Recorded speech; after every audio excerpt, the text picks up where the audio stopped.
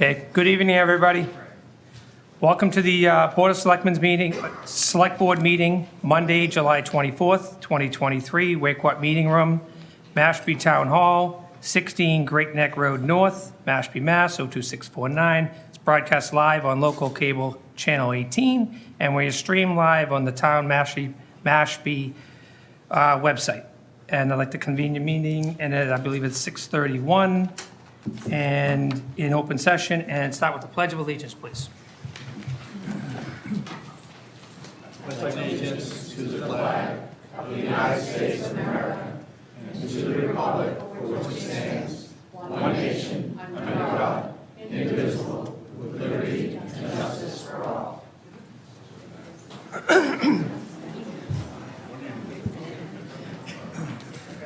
Can I also have a moment of silence, please?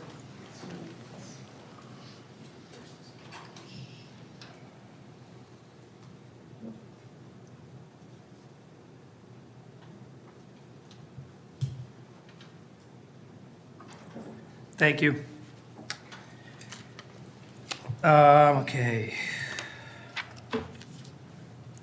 Just noticed public comment is not on there. Yeah, All right. it is. It's there.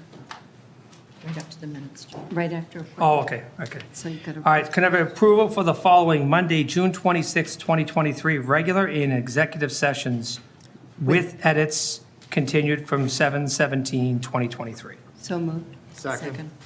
I have a first and second. Any discussion? Not hearing any? Gail? Yes. Yes. Yes. And I'm a yes. Thank you.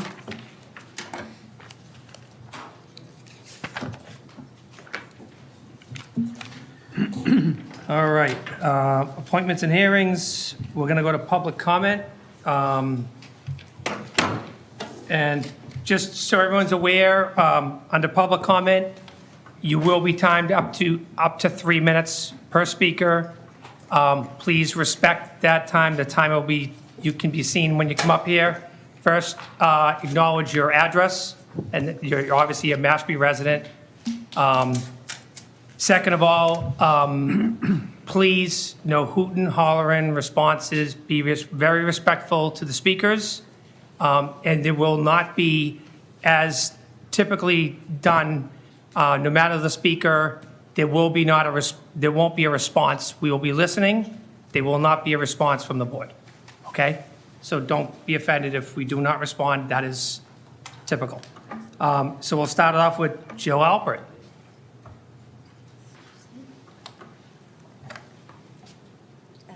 Either place, whichever's more Either, convenient. wherever you're more comfortable. Okay. Sorry. Hi, my name is Jill Alpert, 29 Flat Pond Circle. I am a year-round resident and the USA Pickleball Ambassador for Mashpee. I speak on behalf of 1,500 Mashpee Pickleball members this evening. Pickleball brings joy, laughter, fitness, camaraderie. It allows us to discover new passions, especially as we age. It allows us to play with family members and people of all ages and from all backgrounds.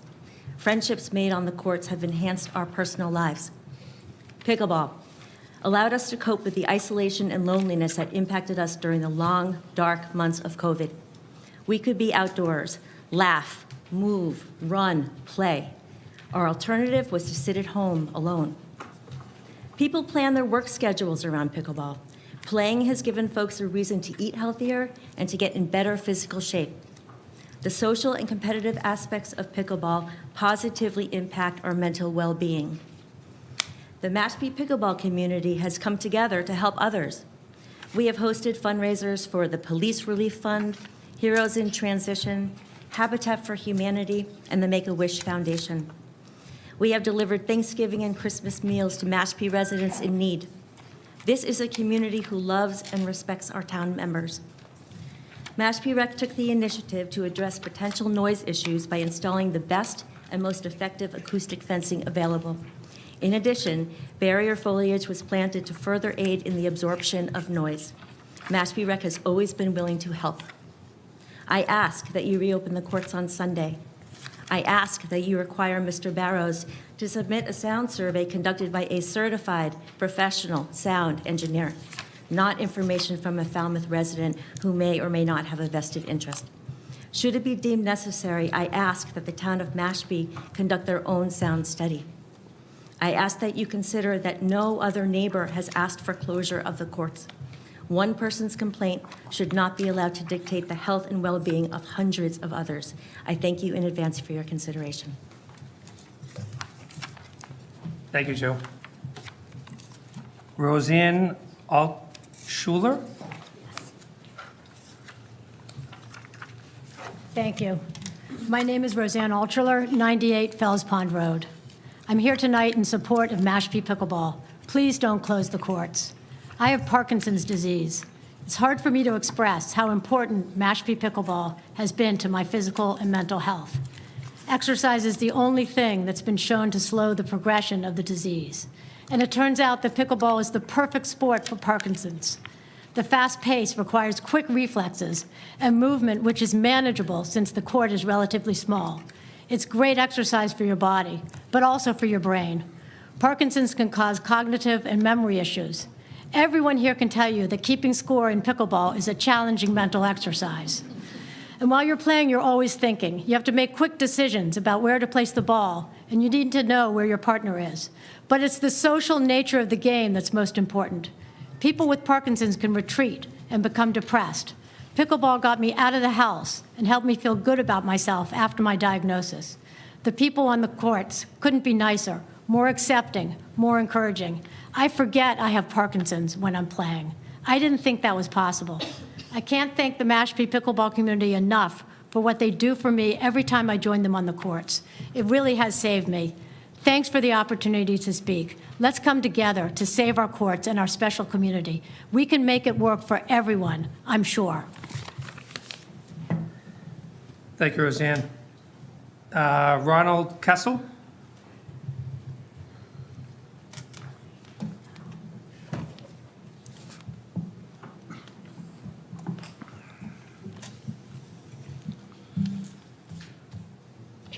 My name is Ronald Kessel, and I have lived at 62 Stratford Ridge for 21 years.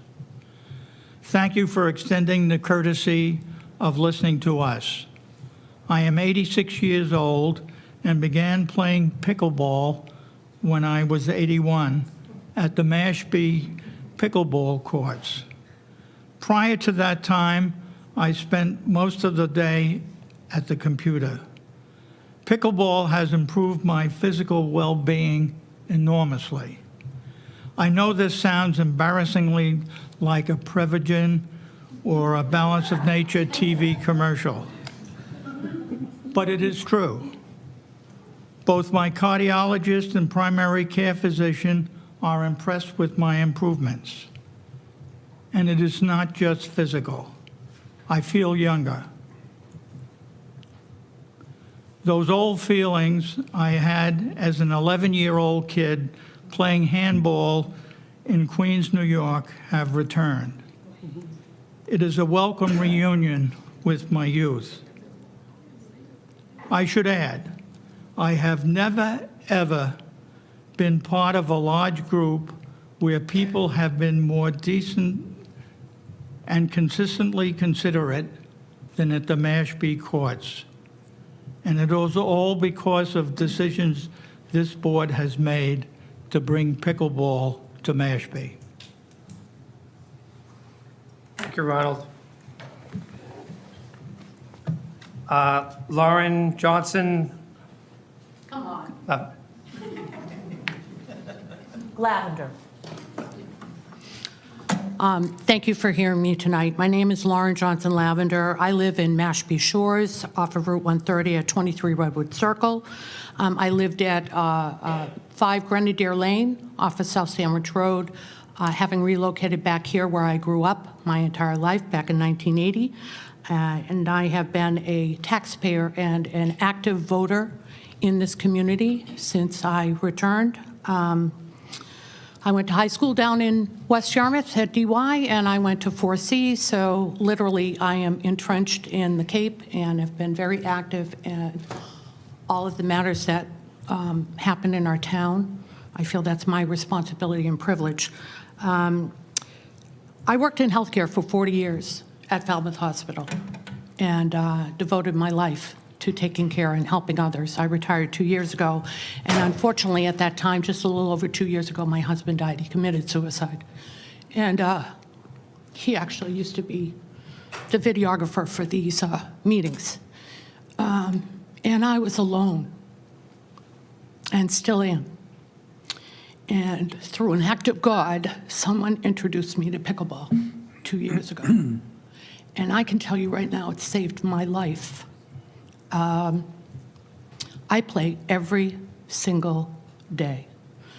I have treated depression, have for years, it's well managed, but being active is incredibly important, especially as I get older. I find that the winters really cause more problems with my depression, and I have to tell you that pickleball literally is something that is incorporated into my life every single day. I have built a family of choice because I have no family, and my pickleball friends are invaluable. It's the only way I can say is that they're invaluable. You know, I raised my children here. They went to school here. And I just can tell you that, you know, we've got octogenarian and septuagenarians that will tell you that pickleball keeps them active. And I know plenty of people being in healthcare that are in their 50s that are on a couch. So it's not just about our mental well-being, but it's certainly about our physical well-being. And we have a lot of families that play. This is a sport that any age can enjoy. And we see families out there enjoying their time together and bonding, which I think is absolutely invaluable, especially in this era and time that we're in with so much, you know, tech that pulls, I think, families away, you know. So I just really hope you hear us and understand how important this is to so many of us, and that we can find an amicable solution. Thank you. Thank you, Lauren. Nancy Horn? Yes. Do you mind if I stand? Yeah, do you mind standing Yep. to there? Just Just hard for me to because it's the microphone, it's because it's recorded, that's why. Thank you. Does that work? Yep. Okay. Good evening. My name is Nancy Horn, and I live at 10 Pine Grove Circle in Mashpee at Peters Pond. Thank you, Select Board, for hearing public comment regarding Mashpee pickleball courts. I started playing pickleball last summer after declining many invitations to play from several close friends. The reason I kept declining was out of fear. You see, before my husband and I moved to Peters Pond from Reno, Nevada in the fall of 2020, I had been through much physical, emotional, and spiritual pain.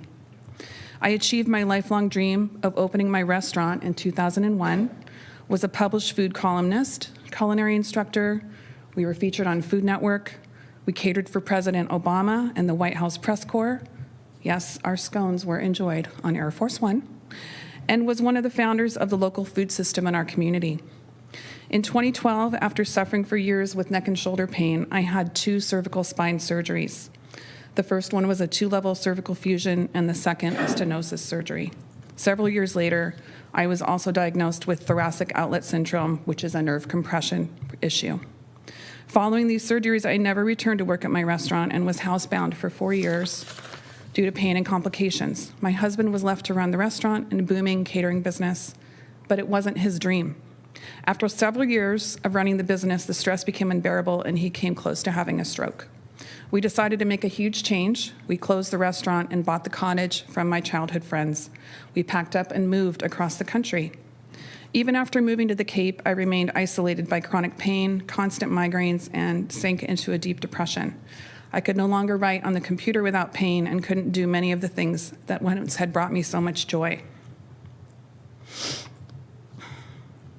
One day last summer, I finally accepted a friend's invitation to join her and her husband on the pickleball court. I'd been an avid swimmer prior to my surgeries and had never played racket sports before, so I was very nervous, especially about more potential pain due to playing. As they patiently taught me the game of pickleball, a glimmer of hope started to grow inside of me. I realized playing pickleball didn't hurt me as other activities had in the past. I started to relax, and for the first time in more than a decade, I began to enjoy my life. My body had some healing to do. I found a specialist at Mass General who helps manage my condition with injections. Over time, I started playing more and more pickleball, and my health, energy, and pain started to improve. I was finally able to stop taking pain medication I'd been on since 2010. Over the last winter, my pickleball friends and I played outside at the Mashpee courts and took Mashpee rec classes at Quashnet School. Since the spring, I've been able to play 4 to 5 days a week, including weekend days when most of my friends can play together. Today, I have a tight-knit group of friends I've met from playing pickleball, and we support one another, on and off the courts. Without the Mashpee courts, none of this would be possible. It's extremely difficult to integrate into a community without a town square. Much of life exists online these days. Getting outside and playing pickleball and enjoying the new life pickleball has offered has restored my hope. It would be heartbreaking to witness this friendly, supportive, and welcoming pickleball community be crushed because of one individual. Thank you. Thank you, Nancy. I apologize for going over. Thank you. David Harmon?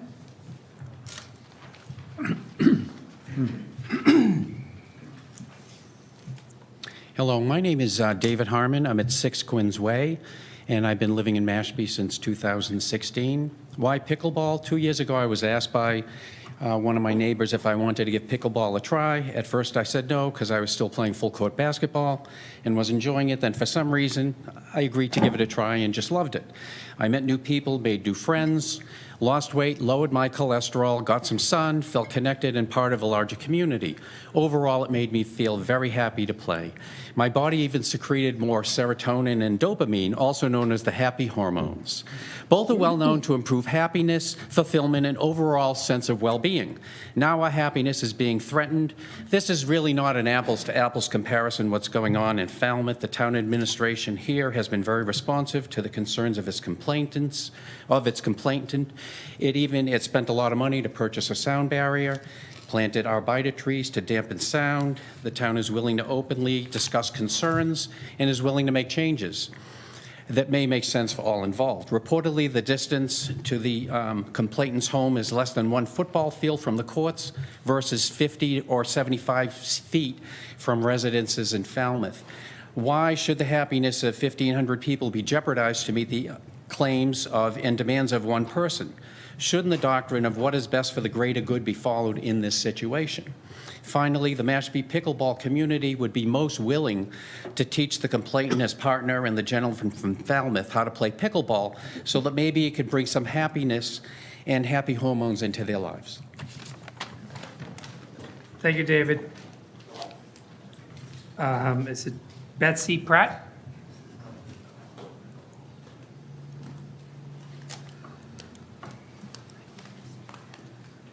Hi, I'm Betsy Pratt. I live at 12 Whippoorwill Circle, Mashpee. I don't want to repeat anything that everybody else has already said. All I'd like to ask you is, please, can we find a way to work with Mr. Barrows to mitigate the noise and to make everybody happy? Thank you. Thank you, Betsy. Brian Everett?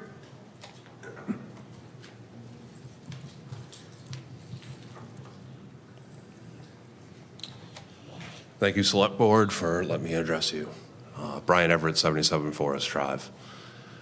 So I was against this project from the start, at the very beginning. I know we're using CPA funds. I'm not against outdoor recreation. Obviously, there's a lot of testament here about, people's moods, people's health, improving from playing pickleball.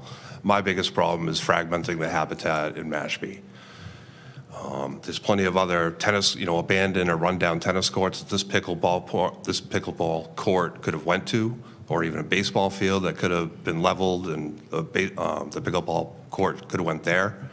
But I think fragmenting our very fragile habitats at Mashpee, this was a bad placement. And coming down the road in October town meeting, they're planning on putting a disc golf course out back there. I just don't think we can afford to lose any more forests in Mashpee.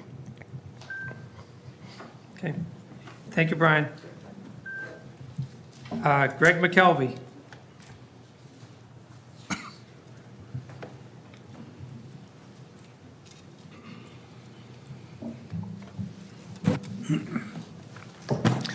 Good evening, Select Board. It's nice to see you folks again. It's nice to see so many taxpayers and voters here tonight as well. I'm going to start off on a couple of different topics tonight. There's an article in the Enterprise on the 12th of July regarding the July 6th meeting of the CPC. In that meeting, according to the article, the Affordable Housing Trust was impugned, that its integrity was in question. And I would request that the Affordable Housing Trust call a meeting with CPC to educate them on the values of the Affordable Housing Trust and the importance of it in this community.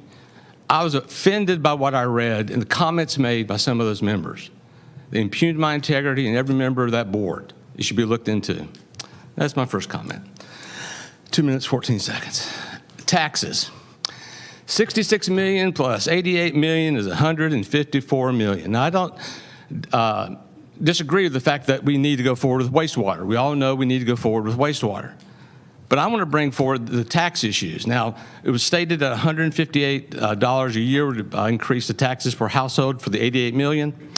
But that's just the beginning. And there's more to it. See, these taxes are layered up like an onion. There's layer after layer after layer, and taxes are going to go up across the board for everyone. I'm hoping that there can be some funding sources or some creative funding sources brought together to help the taxpayer in this, because it's a burden for the tax community. That doesn't include other costs in that number that's coming up, including the cost to run the plant, run the facility. That's been estimated anywhere between $1 and $2 million, as well as removal of the sludge. Don't know what that is, so there's other tax implications as well. Lastly, pickleball. As you know, I am the athletic type. And I love pickleball and I enjoy playing it. It's been well for my mental health and my own physical. I recognize the problem it creates for Ernie. I recognize that. I'm sure it's an issue for him. But I would also say that we live in a world where we can come together, work together, and find some compromise and common ground to get some mitigation in place. Whether that's more arborvitae or that's like a wall, a sound wall around that would help maybe. We tested out some balls just recently to see if that would bring down the sound. There's no doubt that pickleball people and non-pickleball people should be able to live together.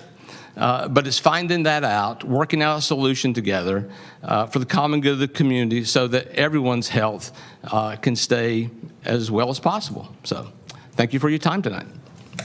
Thank you, Greg. Ernie Barrows.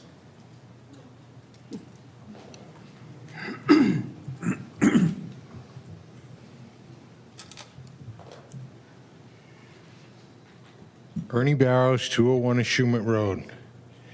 I gotta say, some of these stories tonight kind of hit home. Now you understand the health issues affecting me and my life, and me as well, from the time I was young. I had the ability to walk taken away from me at age 19. For 5 months, I couldn't walk, okay? I fought that. I was able to obtain a great doctor where I was able to walk again. So as for any of you, I do have empathy for what you've gone through and what you're going through. Unlike you, I only had one choice, operation. I did that. And as I listen to all of you talk, and so you hear this too, this is not the only pickleball park in this state. In fact, 7 miles down the road, Sandwich built a beautiful one. But they were smart enough to kind of not put it directly in a residential neighborhood. And as for distances of how far it is away from me, if you want to get educated a little bit, take your tape measures out, do what you got to do. Look at the town map, see where my property is. For your information, it's 100 feet away from my property line. And there is one piece of property, and God forbid that person has to sell it and have somebody build on it, because there's not a portion in this world that's going to build on that property with what's going on. And understand what's going on here. I am not attacking pickleball. From the way it's affected this whole room and the people that are here, my goodness, if pickleball has done that for you, that is wonderful. There are some things in my life that have been affected that way. One of them was my new grandson. And it's the greatest thing in my life that's ever happened to me other than the birth of my daughter. And I'll be honest with you, I fought my whole life to get this land so I could bring up my daughter there and provide a beautiful home for her. And I had the serenity. I took the time to pick out this spot, get this spot. It was quiet. It was peaceful. I had that serenity for 20 years, long before pickleball was in any of your minds. I had this. This was mine. I'm not fighting you on pickleball. And I want the board to understand this is not, and you, John, you're a pickleball player. I'm not fighting you. I'm not denying the fact that pickleball is a great sport and has affected you. But as all of you have complained about your health, mine is deteriorating because of this. All I have asked is figure out this problem. Stop for now. I'm not telling you to quit playing pickleball or any of you to do this. Now it's gotten to the point where it's got to be stopped, fix the problem, or, God forbid, relocate. Do what you have to do. But there are other avenues to play pickleball around here. This is not it. There is, right now, let's solve the problem. And I am willing to help out and do whatever it is. But for right now, this is killing my health. And if any of your health affects you, which some of you have expressed, and how pickleball has helped you, well, if it is, for the grace of God, follow your path to the next pickleball park for the time being. But we need to stop this for my health and have empathy for me, for how this has affected my health, as it has other things have affected yours. Please look at that. And again, this is not a fight against pickleball. And this is not a fight at all. This is pleading with the board to understand what it's doing to my health. And I have tried numerous times, and I may be going over, and I apologize. But I have tried a bunch of times to do this. Try to come and wrap up, all right? I am. I'm trying to be respectful And of I'm just everybody. asking the board, honestly, please stop this. Fix this problem however way and as quickly as you possibly can so these people can be happy again. Please stop deteriorating my health. It's killing me. Honestly, slowly killing me. And all I'm asking is to stop, fix the problem, and let's end this. Thank you for your time and for yours. Thank you, Ernie.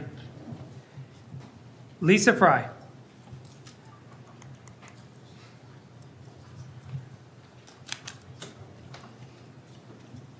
Good evening, Lisa Fry, 40 Autumn Drive.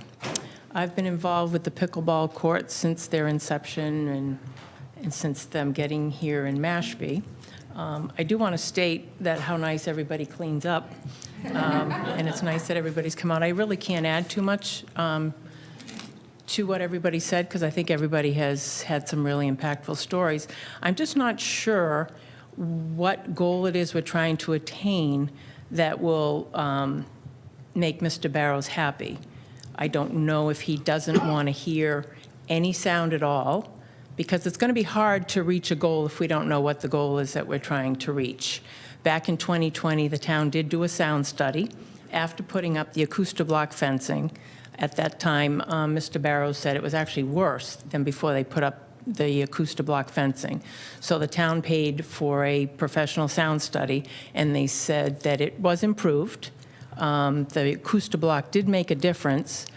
They did have a couple other suggestions if we wanted to cut down on the echoing within the courts and that sort of thing. So I guess we're not going to be able to solve the problem if we don't know what the goal is, where we need to get to. Does it have to be silent? How loud? You know, as far as equating to the sounds to gunshots, I think that's a little extreme. So I guess we're going to need to figure that out. is no sound coming, reaching Mr. Barrow's property line the goal?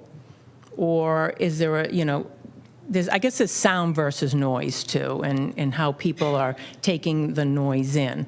And what would any other reasonable person expect for the level of sound that's coming from the courts? Thank you. Thank you, Lisa. Rick Martin.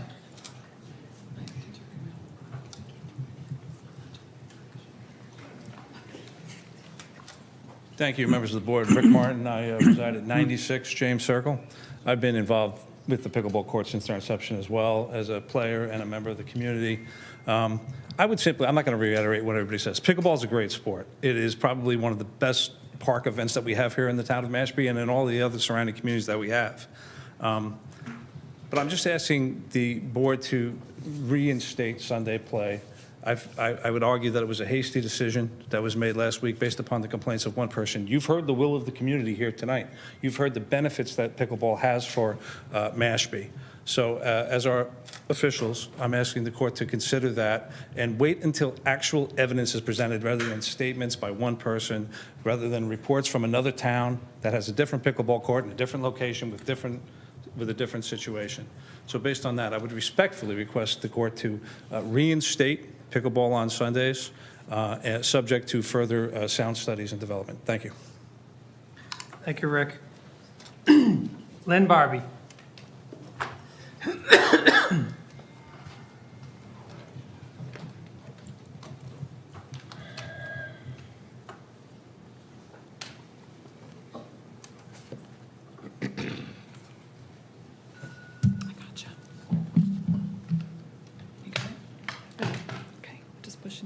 No, no, I'm fine. Okay.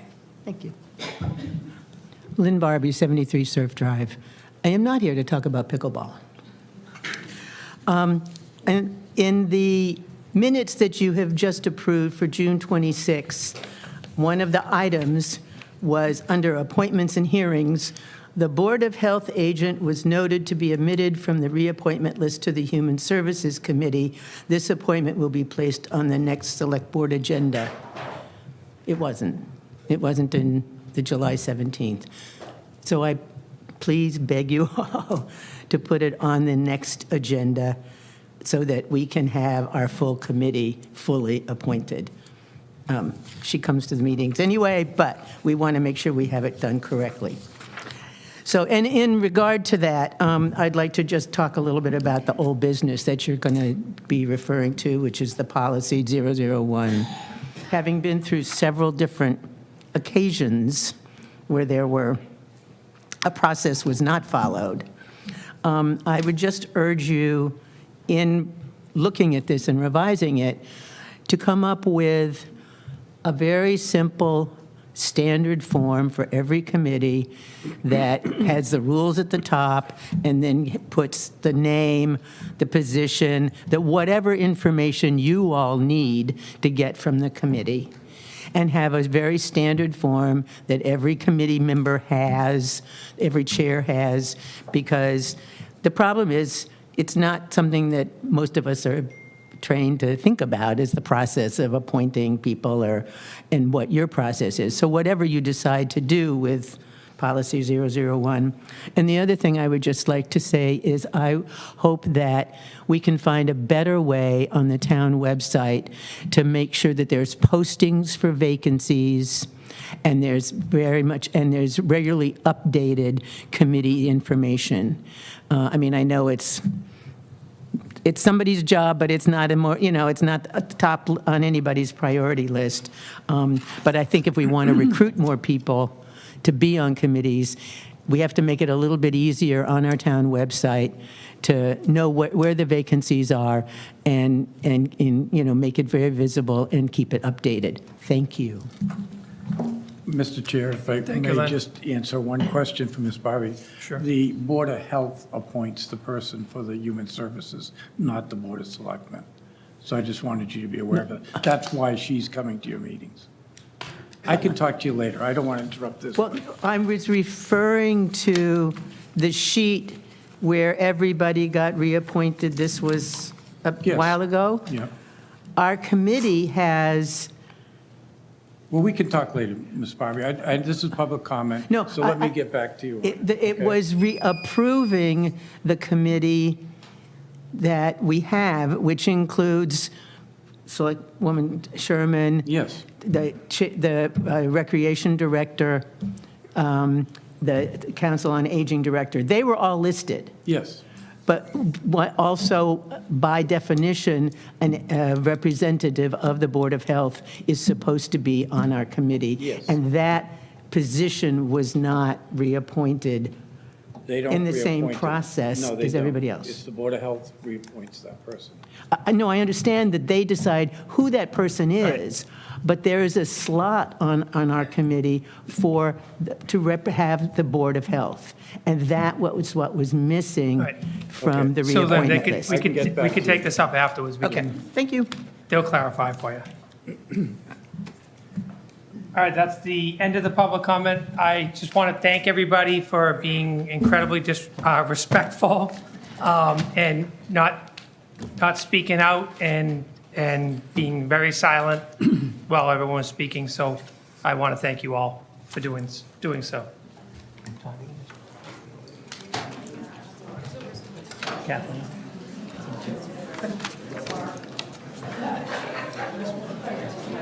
Take it for you. While that's fine, while they're exiting. While they're exiting, if you mind, discussion with regards to the residential tax exemption director. I think that's. Does he want to just set up? He's all set up. I suggest a 2-minute recess. All right, It's going to take time to get on. 2-minute recess. Could I have everybody exit, please?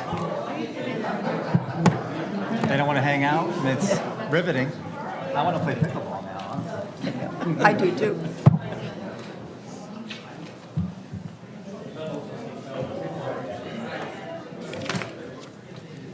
I'm just going to briefly go over this. If you want to say something later, chime in. I'll just chime in when I need to. Yeah.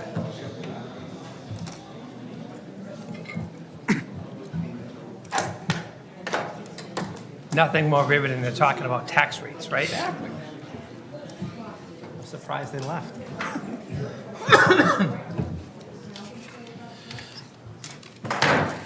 And the door's about to close, so We should be good, Mr. Chair. Yeah. when you're ready, the floor is yours. Good evening. First of all, I just want to apologize to anybody. I'm going to go over briefly, do a little quick rehash of what we talked about on the June 26th meeting for anybody watching on television that wasn't able to be at that meeting.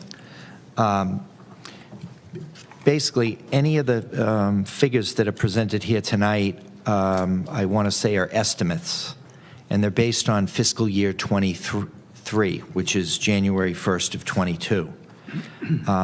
It would be presumptuous of us to enter any data that is not vetted or we haven't had approved by the DOR. That information will come up at the classification hearing, which I believe is penciled in for the first Monday in November. So basically, you're saying that everything that we're looking at is whoever's filed for the exemption, or it's only factual, not Yeah. projections? The only thing different than what was presented on last November at the classification hearing is we have 425 additional applicants since the 2,109 that were vetted and approved last November, for last November's classification hearing. So Okay, the only data that's any different is that 325 additional people. 325 additional full-time residents? Domiciliaries, yes. Okay. Yes, Everybody good with that? yes. Okay. Okay. A 5% residential exemption was adopted at your tax classification hearing last November. This resulted in a $33,268 valuation decrease for domiciliaries. It resulted in a $233.21 tax discount for all those properties. This adoption by the Select Board created an increase in the residential tax rate to $7.01 from $6.94. Commercial, industrial, and personal properties remained at the natural tax rate of $6.94. Our office reviewed almost 2,600 residential applications, of which 2,434 were approved for fiscal year '23. 2,109 of those were approved prior to the setting of the tax rate, and the other 325 were approved after the tax rate is set. And why that's important is because they come out of different pots of money. The 325 had to come out of the overlay because we had already set the tax rate. The 2,109 were factored into the tax rate. Not to confuse anybody out there, but it's even confusing for me sometimes, and I'm dealing with it on a daily basis. Prior estimates from the prior assessor, based on running a zip code report in the property tax database, indicated approximately 4,800 potential residential exemption qualifiers. And we ended up having 2,109 and now 2,434. So it's roughly half of what his original estimate was. And once again, the assessors recommend that taxpayers who have not previously filed their applications come in and file. We began taking applications for fiscal year '24 on July 1. So any people out there who did not get in on time last year or are new to Mashpee and believe they qualify should get their applications in as soon as possible. And we recommend them getting them in by September 1, because we plan on this year cutting it off at September 1. Last year we went later because it was the first year we were doing this. And the import of that is that if they get the applications in early, it's better for the town because more will be factored into the tax rate when we set that tax rate in, hopefully in November. The assessors recommend that taxpayers file early. According to DOR statisticians, of which I've spoken with a couple of them, an increase in the residential exemption percentage will most likely result in more applicants due to the increased value of the exemption. So that makes sense to me. If you go up on the exemption percentage, we're going to get more applicants. Because last year we adopted a 5% exemption.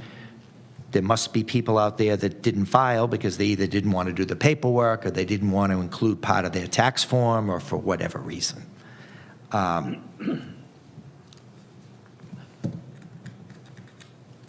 we're going to look at the slide that's up on the screen. Hopefully everyone at home on television can see it.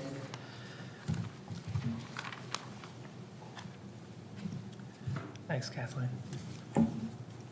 So basically, the selectmen have seen basically this form. They saw it at the classification hearing, and it was included in their packet that went out.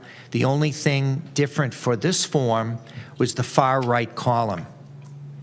We didn't present the far right column, the savings column, at last year's classification hearing. And this gives a detailed breakdown of how much the taxpayer is actually saving based on the percentages.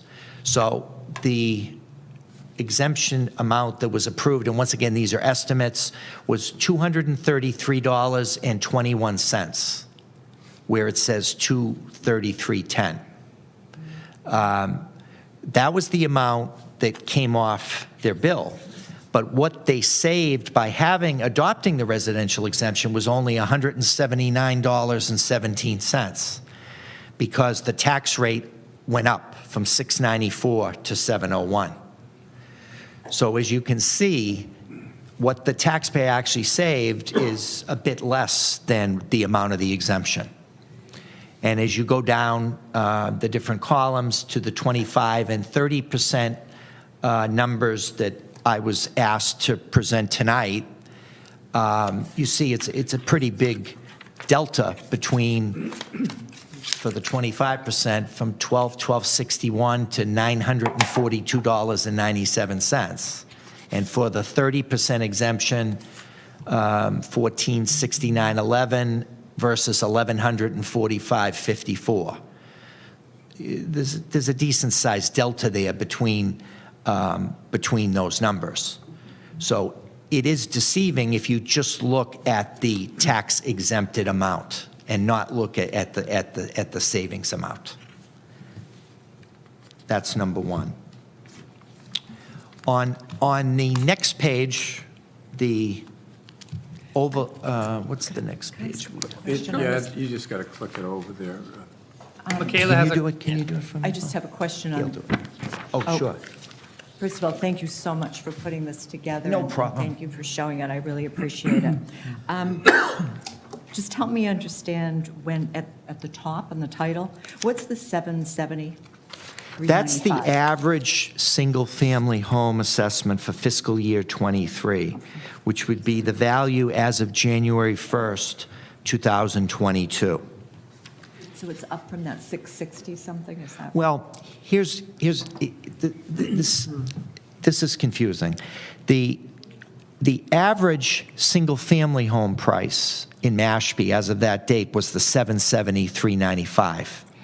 The 660 figure is the average residential assessment, but that includes condos, 2 families, 3 families, and vacant land, which all technically have to be figured in when we do the residential exemption, even though some may not qualify. Vacant land's not going to qualify because last I checked, no one's living on, Thank you. a domiciliary at a vacant lot. Yeah. Thanks So that very- is a good question. Thanks very much. Okay. This page, I just wanted to get into worst-case scenarios. And living with an attorney, I always have to bring up worst-case scenarios because that's what they're always looking at. And I've learned that sometimes the hard way. Here are the 25 and 30% potential overlay shortfalls. Granted, I don't think we'll have 3,000 additional people show up, but it needs to be shown because we're 62% now. When you run the zip code report, 62% of our properties, the tax bill goes to a Mashpee address. So when you take 62% of roughly 10,000 parcels, if you exclude the vacant land, you're looking at 6,200 potential people that may qualify for the residential exemption. And we only had 2,400 last year.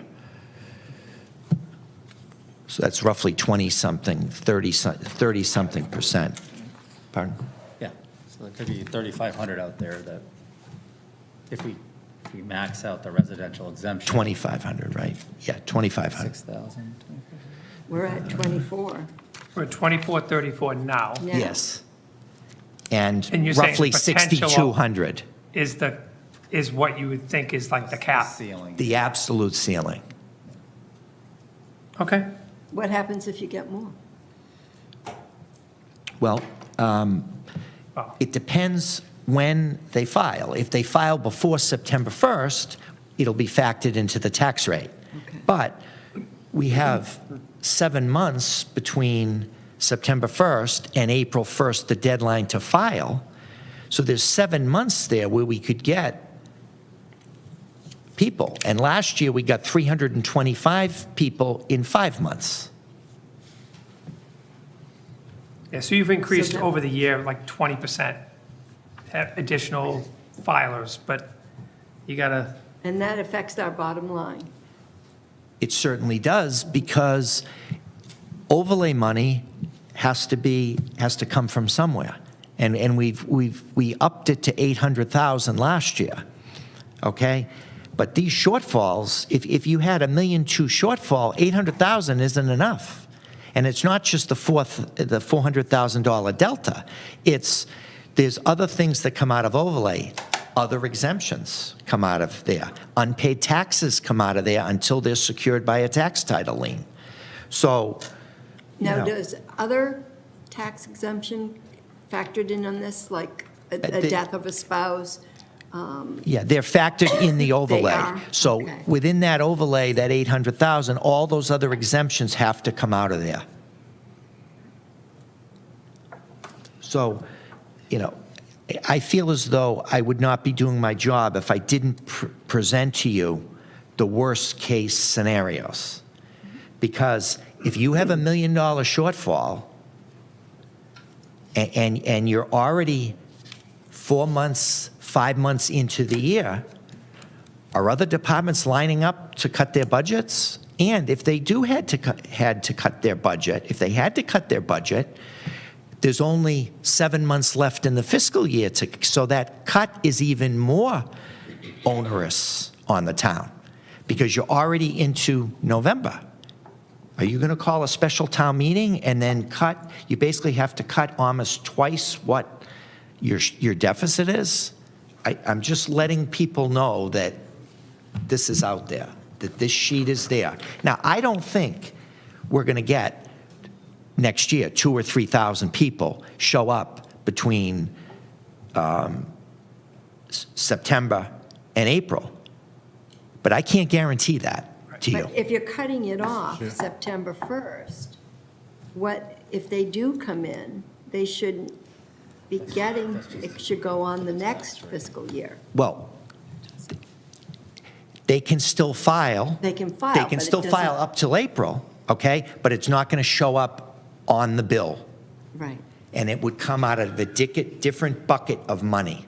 It would come out of the overlay. If they file before September 1st, it comes out of, it's in the tax rate. Our tax rate would adjust. And that's why this is, as an assessor, it's a very, very difficult thing that the state allows exemption applications up until April 1st on the residential exemption. So it's the state that dictates that we have to accept it? Yes. Okay. Mr. Whedon actually had a question as well. Just for understanding of numbers, we reserve $800,000 for the overlay. How much was the dollar amount used of that $800,000 last year with implementation of the? I did a quick estimate. It was between 80 and 100,000, I believe. So less than an eighth or a tenth of it. Yeah. That's safe. Yeah. But there are other things that come out of that overlay. It wasn't just results of people the- filing late on this. The 80,000, let's say, was just a result of exemption applications after November 1st until April 1st. But it wasn't all the other Correct. qualifying exemptions. The 80 that I'm, yeah. Mr. Collins? I was just going to ask, what was the percentage of the overlay that this applied to, the new filings? And then the second question that I had was, what number would you be comfortable with for the overlay to cover that worst-case scenario that you described? Yeah. Could you repeat the first question, please? What percentage, because I heard you say, and I obviously knew this anyway, that out of the overlay that is put aside, it is not solely for the residential exemption anticipation. But my question is, out of that amount, how much was used for that? Was it Here's what- 80%, 90%, Yeah. 85%? Yeah, the finance director isn't here tonight, but if I remember correctly, I believe the overlay was increased from the prior year directly because of the Unknown. potential implementation of the residential exemption. And I believe it went from, I want to say 450,000, it rings a bell with me. It was around 450. I'm not questioning the amount. What I'm wondering is how much of that percentage was specifically used for the residential exemption? I thought it was just about. That's the 80,000. It was 70 to 100,000. So 10 or 15% of the. That's what I was trying to get to. That's, yeah, I thought you just explained to me that it was 80,000. out of the Yeah, it's somewhere 800,000. between $70 and $100,000, yes. Yeah. He did say 80 to 100. 80 to 100. And I was just wondering how much of the percentage was attributed to those filings from that residential exemption? The way I heard it was, 233. that's what he That's explained, the- was that- that Yeah, was that was the just answer. that. Okay, I And then the misunderstood other, him. then the other exemptions wasn't not factored into that 80,000 number, Okay. Okay, about is the way I heard it. Yeah. That's the way I It was around 80,000. And I thought last year we put a cushion of like 350,000 on it, I think you're right, Mr. Whedon. I think, if I recall. Around 80 was Yeah. for the RXs that were after November. So it would have been like 450-ish, and we added 350. But that's good conservative budget, because you don't know. Right.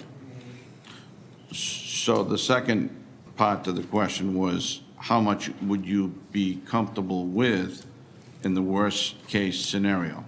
I'd have to sit down with the finance director, but It partially depends on what. what percentage is adopted? Yeah. The higher the percentage, the more money, obviously. Okay. Would it I'm be not trying to wrong- dance around the question. No. And I was just going by these percentages. Would it be wrong to, I mean, if you just, to take a stab at it, and I know you're not ready to do that, but the same increase that you just experienced over the last 12 months, which, It's would it hard be to s- reasonable to say? I think it's hard to project that because it was 5%, right? So Right. Yeah. if you were extremely generous and put it at 25%, well, that could attract a lot more interest and more, not that they may all qualify, but for the ones that do. So, the director is letting you know that if you want to plan for a worst-case scenario, you pick a percentage, knowing that we're estimating that there could be up to 4,000 additional applications based on the zip code search. There's a huge exposure to overlay the higher you get, obviously. But 4,000 would be more than 10 times as many as we saw last year, right? Right. So, yeah, we're giving you extremes, but 25% is 5 times the, so it's hard to say, right? You have to sort of. I wonder, last year was the first time we had a residential tax exemption, and I'm wondering if just going into a second year, people are going to be more aware and understand better how and when to get these applications in. I know Mashpee TV has done an excellent job with us with regard to getting information out about sewer ring, about getting information about the Green Stake, or getting funding.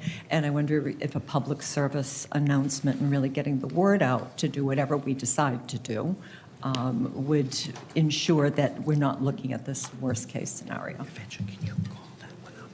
I mean, for me, looking at the numbers, if there's 62% eligible, last year we had, combined before and after the deadline, the 2,434. I mean, that's a good percentage of the overall. So, I mean,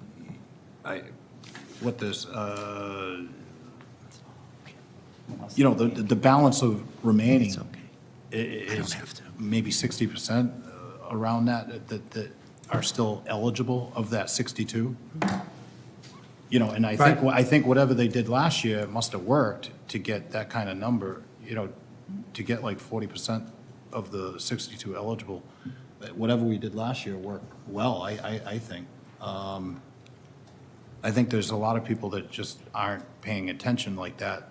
Some people are hyper attentive, and then others are, you know, they're not aware. I know I've talked to people, and they have no idea what I'm talking about. When I mentioned the residential exemption, they weren't aware of it. You know, they're just not paying attention like that. So, you know, I don't know. I just wanted to factor that in. But I think it's safe to say that, you know, if we do it another round, I don't know that everyone's going to take advantage of it like. I would agree. Yeah. You'll have, it's more of a benefit, so you have to anticipate that, you know, people are you're gonna get a lot of people signing up because it's more of an advantage, but I don't anticipate the whole 60, the balance of the 62%. No, I don't, I wouldn't, I mean, again, don't know, there's no facts, A lot of but. them won't qualify either. And it'll be getting people to sign up. It's not how many people will sign up, but getting people to sign up before classification. Is that correct?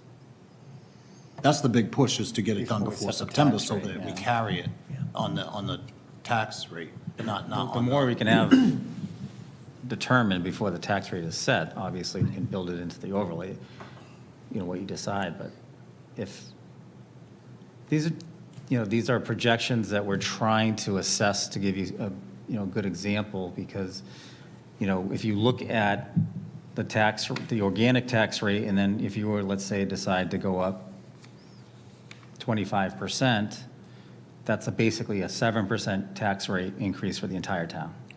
But then those that qualify will get the residential exemption if they qualify.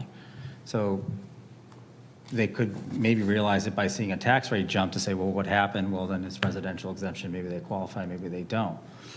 But to be able to insulate the town from the potential of a shortfall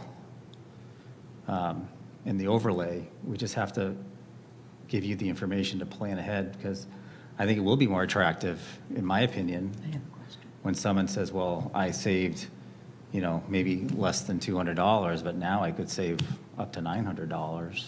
That might be a difference in people's pocketbook to say, well, I'll do the paperwork and submit all the stuff that we need. But again, you know, other towns that have had this, like Barnstable, they do realize like a, you know, over time, a much higher participation. So, Mr. Chair, so with that understanding, we should be doing this in the spring or sooner, so that, to give us more time to advertise and get the information out there. If we're gonna do, like now, we're giving ourselves a 1-month cutoff to advertise and promote, like, just inform and put the information out there, and we're expecting, like, within 4 weeks, everybody to flood in to, so that it hits the books right. Yeah. Oh, they'll get it in 4 weeks, Dave. Yeah. But I mean, not to go against the overlay, we're giving ourselves essentially a month. The law really doesn't help the towns. Right. It's that April. And I don't know, your politicians, I don't know what kind of pull you have with state reps or state senators or whatever, but. We just had him in here last meeting. Well,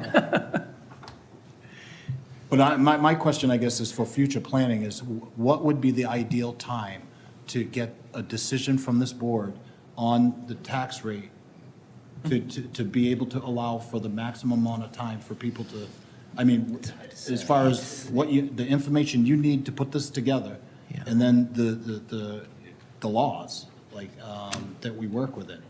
Like, what is kind of a good time of year to have this hit for us to make a decision? It's hard to answer that, because in assessing, we're always against time, right? So we're always, you know, the values are always 2 years behind, you know. But my personal suggestion would be more time and more incremental if you're thinking about increasing it, rather than these huge jumps, because the bigger the jump, the bigger the overlay. Okay, so that being said, so would it benefit for us to make a decision tonight? Or we still have plenty of time for us to? I think You have to do it in a public hearing, so it has to be done at the classification hearing. So we have to wait till officially that Yes. classification hearing? Yes. So I'm going to follow back up on what I asked you way back when. Can I have quiet back there, please? So, Joe, I asked you about if there would be a situation where if someone had full-time residency, or they rented it year-round, a year-round rental, could they qualify, and could they qualify for part of this exemption? Not as currently constituted. You would have to pass an expanded residential exemption, and the only way to do that under the state law is to do a home rule petition. Home rule petitions, to the best of my knowledge, take a year to 2 years to enact.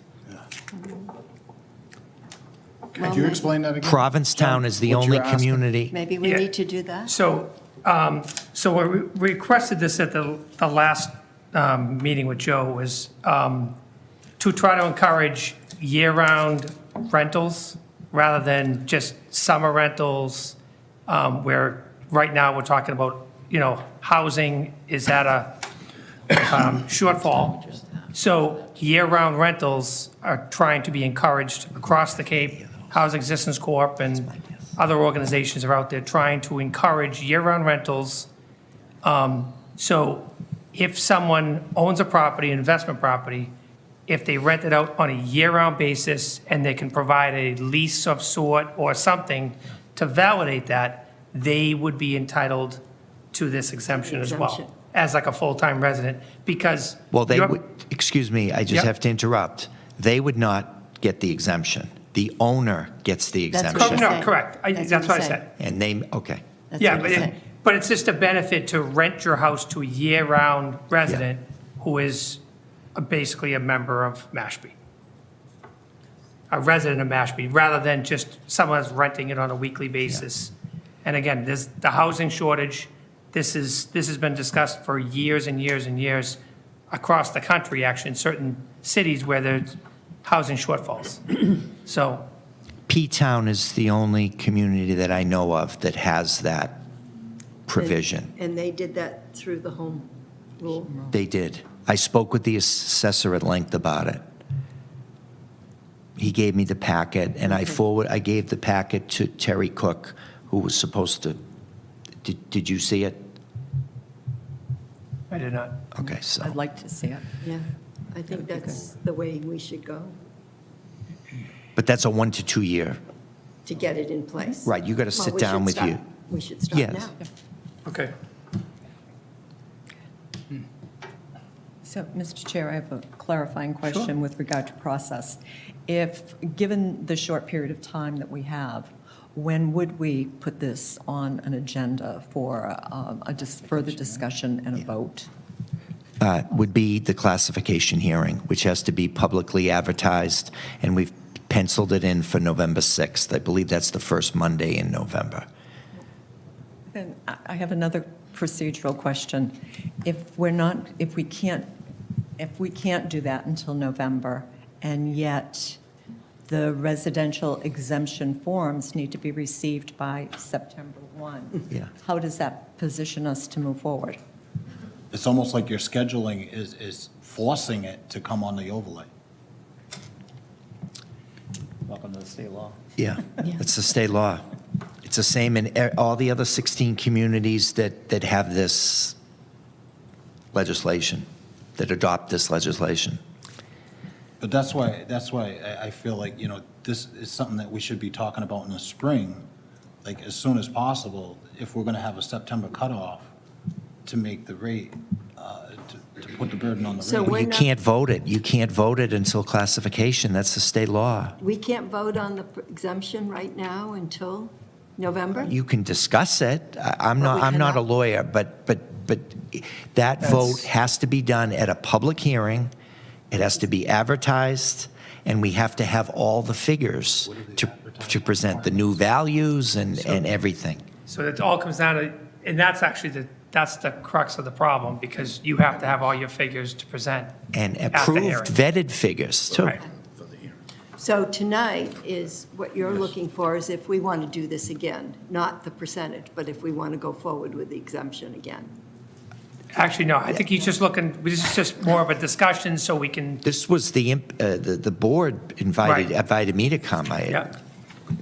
So, and again, you brought forward the home rule petition, and so that's, I mean, I don't know what the rest of the board, but I think maybe we can discuss that at What maybe at our prevents us next from meeting. doing a public hearing, going through the hearing process at our next meeting? Yes. So in anticipation of an increase in the rate, you may want to consider the overlay situation in the next budget, right? Because it's sort of like you have to consider it before you actually vote on it. Because if you had a more robust overlay for an incoming increase, then it would help cover between setting the tax rate and April 1st. So that's just a thought for y'all, for being able to help with the overlay situation before the actual increase would occur.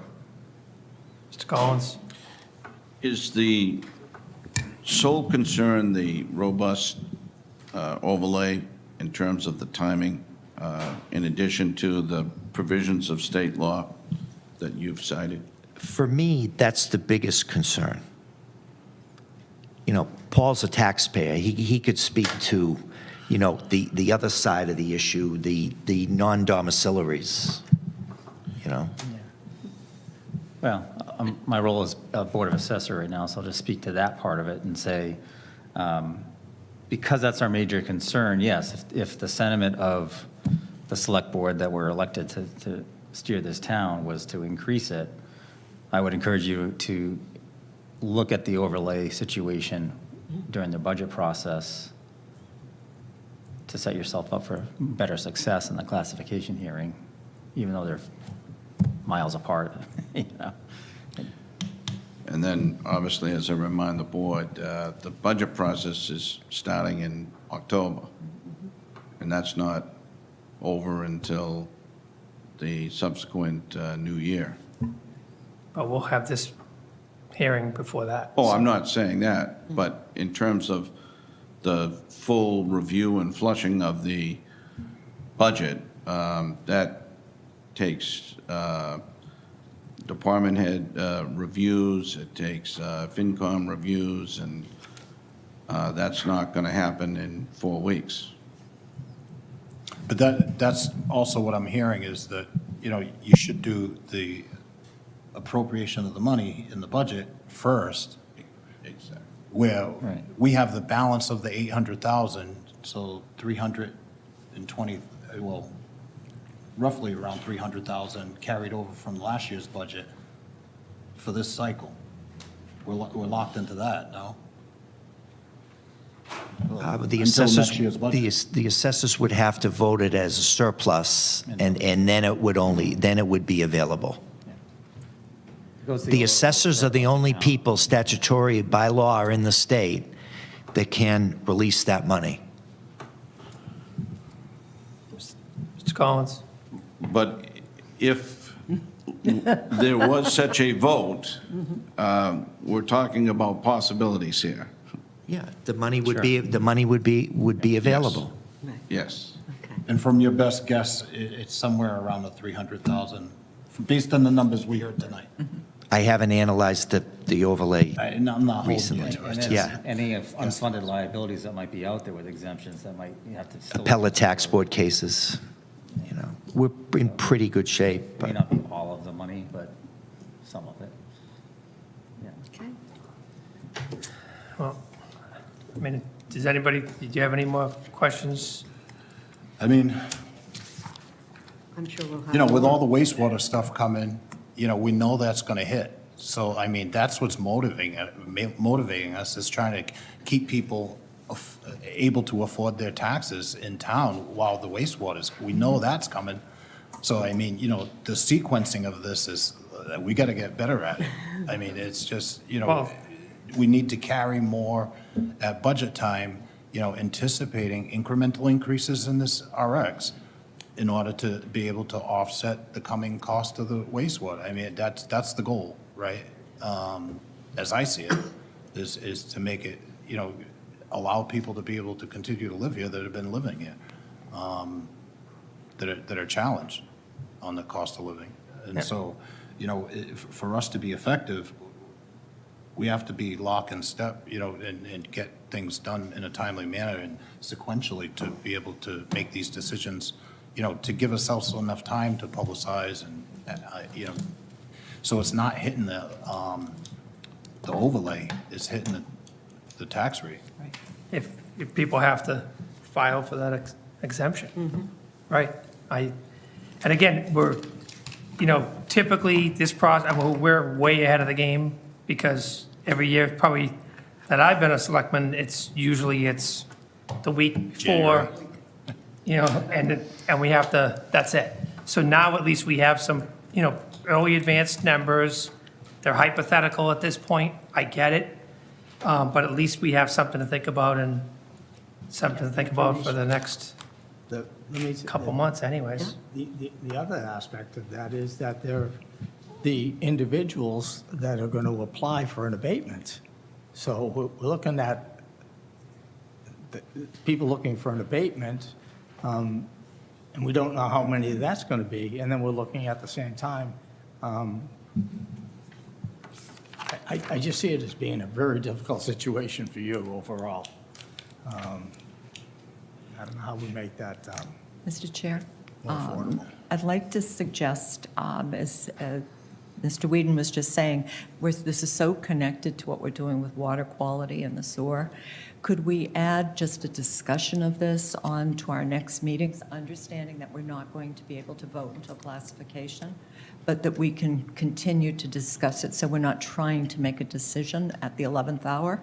So we can start looking at these numbers. We know we don't have the exact numbers, but you're not making policy always on absolute exact numbers. You can look at estimates. So the board could have a reasoned discussion about how much, and we know that the average bill is going to go up, $253 based on option 9. We know now because Mr. Gibbons has put it together for us what the exact savings is going to be, or the approximate savings. We could at least engage in reasoned discussions to see where we might be percentage-wise without a vote. And I think it would be helpful for us to do that.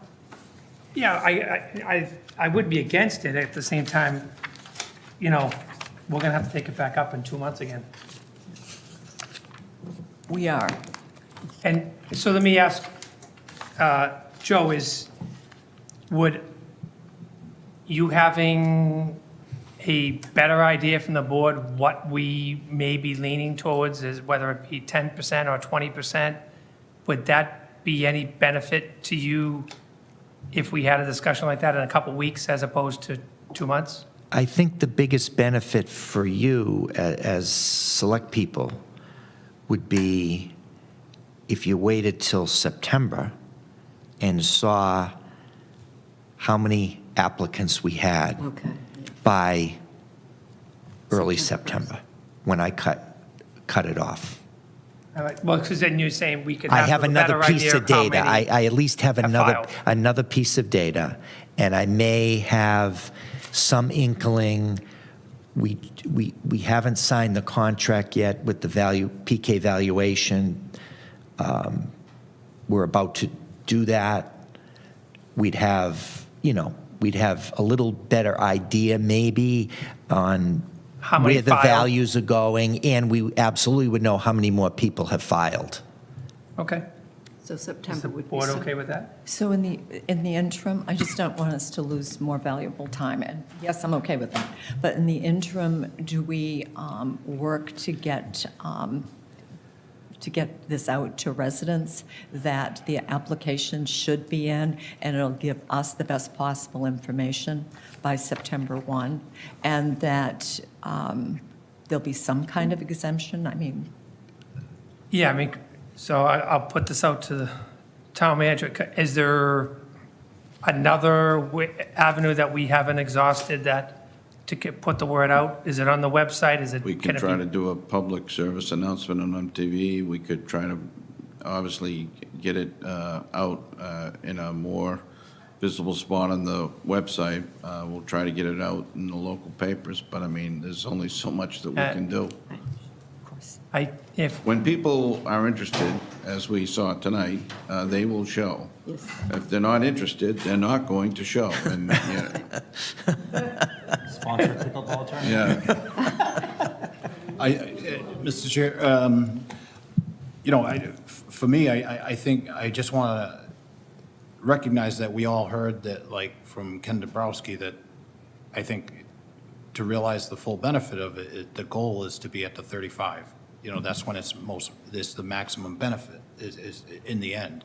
That's not what. It's just how the sequence of you getting there when you take the incremental increases so that you stay out of the overlay and it's captured in the rates. But the goal is to be at the 35 is the most beneficial Well, no, I to the can't argue resident. that I fact. mean, that's, that part has been made clear. well, what's beneficial to the residents and not even close to beneficial to the, No, I get that, but I You know mean, what I mean? the conversations around the benefit to the taxpaying residents that Could live I here. just add one thing to that, too, if that's okay?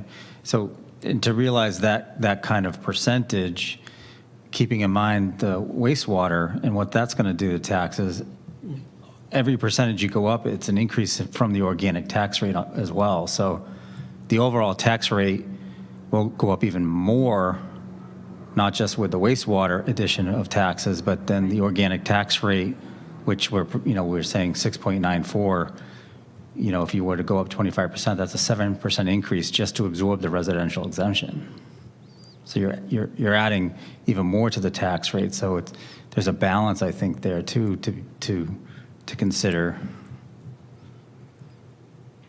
so, it's and the complicated. other point is, we're just starting, like, what we approved last meeting was, a big step, phase 2, but that's not going to hit the taxpayers this year. So we're still talking, that's This year, 2024 or 2023? That's 2024, 25. Right. So, what we're talking now is, and then we have a phase 3, or we may have a 4 and a 5. So if we jump, as what he mentioned is, we go from 0 to, 100, we got nothing left. So the problem is, as we do these incremental raises or increases on taxes, because we're increasing our phases of wastewater, we can't, there's nothing left in the kitty, if you will. And that, I'm looking at it as, and at the same time, from a point of fairness, what I'm concerned about is going from 5 to 25. That's concerning to me, because if we're going to, and this is just my opinion, if we went from 5 to a 10, I would probably, my personal opinion is that is where I'm thinking, because we still have, it's an incremental increase, but so is our tax dollars, and so is our wastewater. It's going to be, year after year, we're going to be, we've been looking at phase 2, phase 3 next year, and then maybe it's an incremental raise at that point again. Maybe it's every year. That's just my opinion, but. Mr. Chair, if you look at, in keeping with what you're saying, if you look at that 253 that it's going to cost people per year, the 253 for the wastewater based on option 9. Oh, right. That sheet. And then you start looking at somewhere between around 15%, that would give that to you. That would give you, Fair. that would give you the 253 and keeping the 5% from last year rather than to take that back. So somewhere between, right around there does. But if we're Just- looking at incremental, and I know we're not voting. Yeah, no, it's just a discussion, but is for the sake of time, I don't, Joe, do you have a closing? or- Well, one thing I just wanted to say was, I'm an assessor. I take an oath under the state to be fair and equitable to all taxpayers. And I would be remiss if I didn't say that your non-domiciliary people also have to pay for sewer. You know, taxpayers are taxpayers in the eyes of an assessor. Good point. That's all I'm saying. Fair. Let me close by reintroducing myself. Sorry, Paul Andrews, Board of Assessors. I just realized that. Thank you for that. Yeah, you're welcome. Does anybody else have any? If not, we'll let them. All Not at this time. right. Thank you both. you Really later. appreciate it. You're This welcome. is Thanks. great input You did all the work. early in the season, so thank you. Appreciate it. Anytime. It's good to see you. Take care, man. Good to see you. Thank you. Discussion and approval of the following appointments to the Mashpee Cultural Council. Okay. So my understanding is Pamela Joseph, do you mind coming up?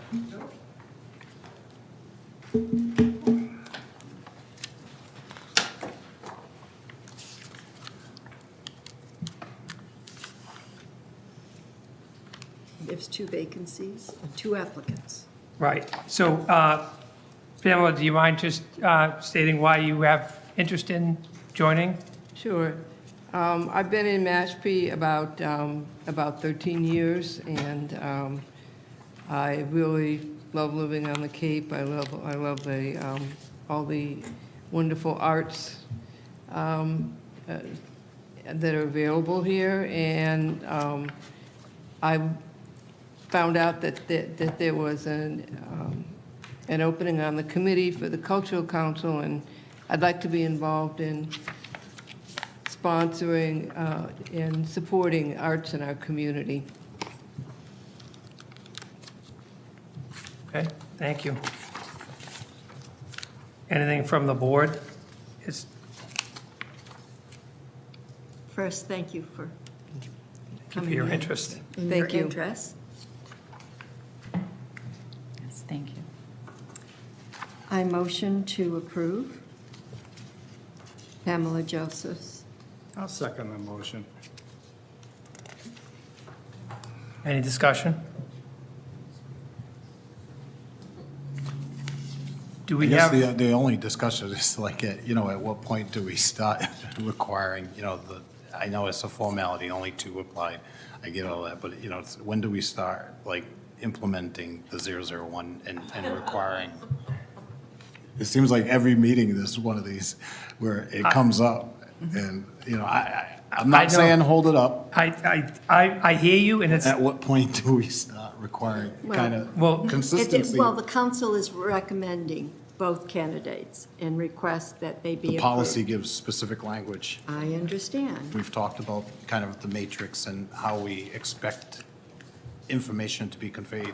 So, I mean, at what point do we start following 001? So And Andrea I'm not trying to hold this Watson, one up, Do you, just asking, again.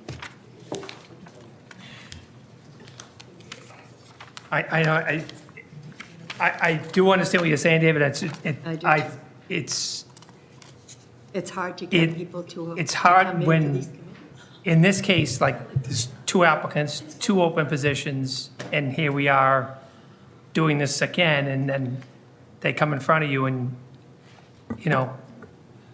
Mr. Manager, could we send something, kind of create a schedule with the language and send that to all the chairs?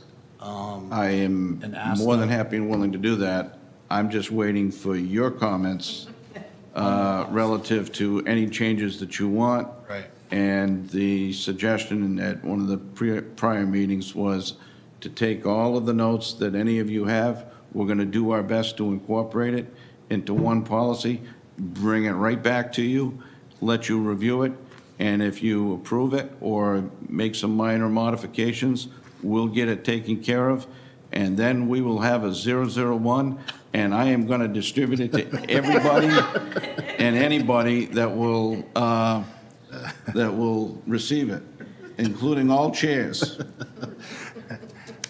So We've we just can wait heard for that. that. We can wait for that, yeah. Any further discussion? No. Not hearing any? Like to call a vote? Yes. Yes. Yes. I think that the Cultural Council will be really, really fortunate to have Ms. Joseph serving on it. I'm impressed by what she brings, but because we're not following policy, I'm going to abstain, and only for that reason. Okay. So, congratulations. All right. And we also, have from the Cultural Council, Diane Scott, who I was informed right before the meeting that unfortunately she's out with a family situation and was unable to attend. So with that, we also have consideration of Diane Scott. So. I believe at this time where all the chairs don't have the form to fill out to send to us as a board, I make a motion to approve Diane Scott to the Cultural Council. Okay, I have a motion, I'll second that. and I have a second.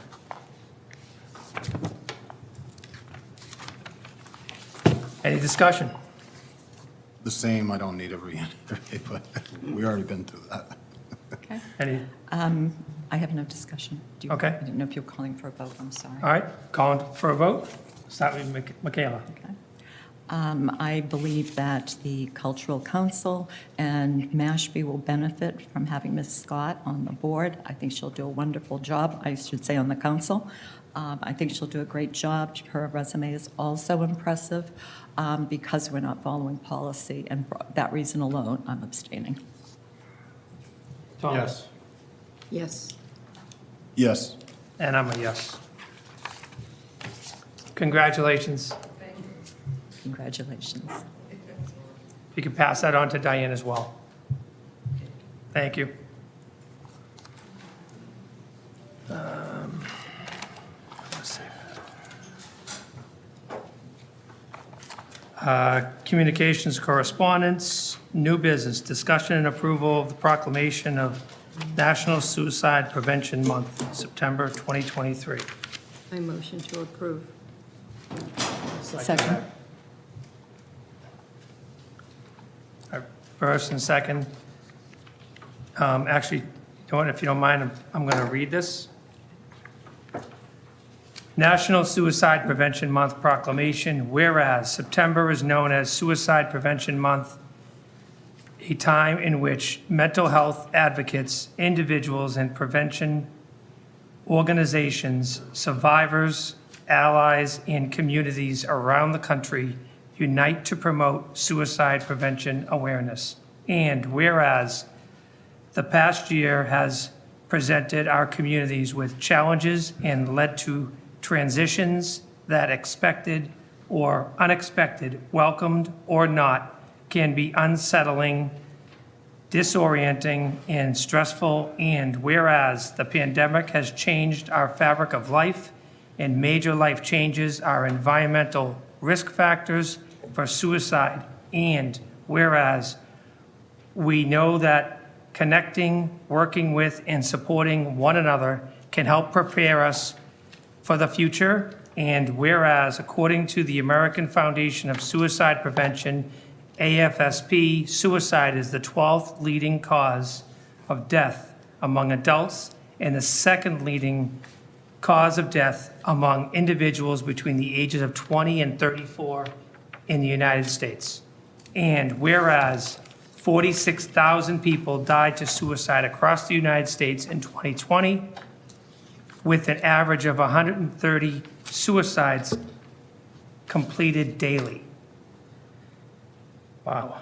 And whereas each suicide directly impacts a minimum of 100 additional people, including family, friends, and coworkers, neighbors, and community members, and whereas the local organizations like the Cape and Island Suicide Prevention Coalition encourage all residents to take the time to understand the importance of mental health education and recognize that taking care of ourselves and others includes taking care of the mental health, and whereas the town of Mashpee publicly places its full support behind those who work in the fields of mental health, education, and law enforcement. Whereas all Mashpee residents are urged to play a role in suicide prevention and promote mental health and wellness as we strive towards reducing suicides. And whereas September is recognized across the United States as Suicide Prevention Month and provides the opportunity to educate our community about the warning signs for suicide and how to reach out and connect to those experiencing an emotional crisis. Now, therefore, be it resolved that the Mashpee Select Board does hereby proclaim the month of September 2023 as National Suicide Prevention Month in the town of Mashpee. Wow. I believe I had a motion first and a second. Yes. Any discussion? Just call attention to the correspondence attached that, from reading this, it says that the Cape is actually 1.5 times higher than the state average. State average being 9.5 and the Cape's 14.2. Yeah, it's, That those numbers are troublesome. And encourage people to do wellness checks on folks that they know to struggle with this type of illness. great comment. You know, as I read it, some of these statistics are tough to read, so. I think the age demographic was important as well, 24 to 34. Yeah. It's a troubling age where people are finding themselves in things. Especially Trying going to figure through stuff out. COVID. With cost of living and everything, sometimes we feel like we're failing, and, it's good to check on those folks. Agreed. All right, we have first and second. I'll start you off. David? Yes. Yes. Yes. Yes. And I'm a yes.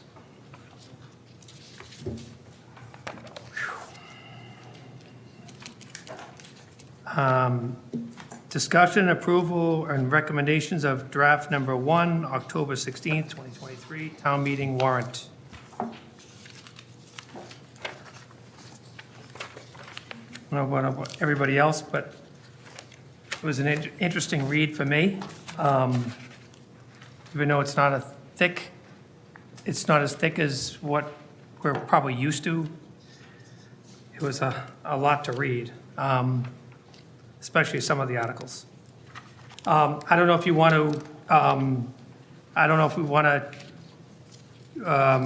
we can kind of go through just as far as the discussion, or if you want to, one thought I had is we could, some of the planning board articles, I would definitely want to hold off on until the planning board had a chance to cast their recommendations for, and that would be my opinion.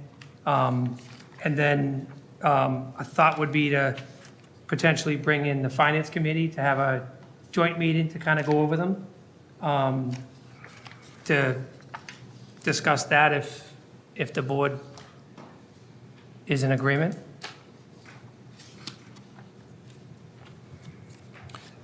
I'm going to be completely honest. I didn't have a chance to go over it in detail myself. So I'm at a bit of a loss to actually approve anything tonight. That's just myself. Yeah, I mean, be honest with you, but I was, if we wanted to, we could scan through the articles, and again, if it's a planning board article, I would looking for the planning board to have some input, and then Mr. Collins. I just want to add clarity to this. Did you say the Finance Committee Correct. for a non-finance related article? Potentially, it's, yeah, I mean, it's, Okay. they're still going to have their recommendation. Wanted to make sure you didn't mean another board. Yep. Which article is particular, is that relative to? No, I mean, it's in general, because obviously, Finance Committee and we both make, as committees, we both make recommendations that are presented to the town, so, I have a concern. Two articles. I did read Article 7 is a CPC article on the disc golf. And then before that, we have 4 pages on tree bylaw. So here we have a bylaw on trees, which I'd like to have the planning board explain a little more, because it is very confusing. And then we have disc golf coming in, taking down trees. And then Article 8, I would recommend, we had asked for 500,000, and they have decided to only give us 60, so I think we should take that article right off from the warrant. And which article? Article 8, page Article 8. 16. Okay. It's to see if the town will vote to recommend by the CPC committee to appropriate and transfer $60,000. And we had asked for 500 to be able to buy affordable housing if something came to the trust, for us to be able to purchase something that came through. And they've have willed it down to 60,000. And there was different remarks made at that meeting. So we don't need the 60,000. We have 375. And if they don't feel we're capable of handling the money to purchase homes, well, we'll wait till the next round and we'll ask for 500 again. So I make a motion to pull Article 8 from the warrant. Okay. Mr. Chair, I'd like to speak on that, because I made the motion for the 60,000. Well, we'll just, I think it's important. I think it's important. You've got a motion, can you see if you can get a second? And then what you do from there is your business. So I have a motion to, I'll second the motion. okay. discussion. So under discussion, I'll allow it, Mary, please. I really appreciate you bringing it up. I don't know why a more accurate representation of the discussion that happened at the Community Preservation Committee wasn't provided to the board. But I'm glad you brought it up.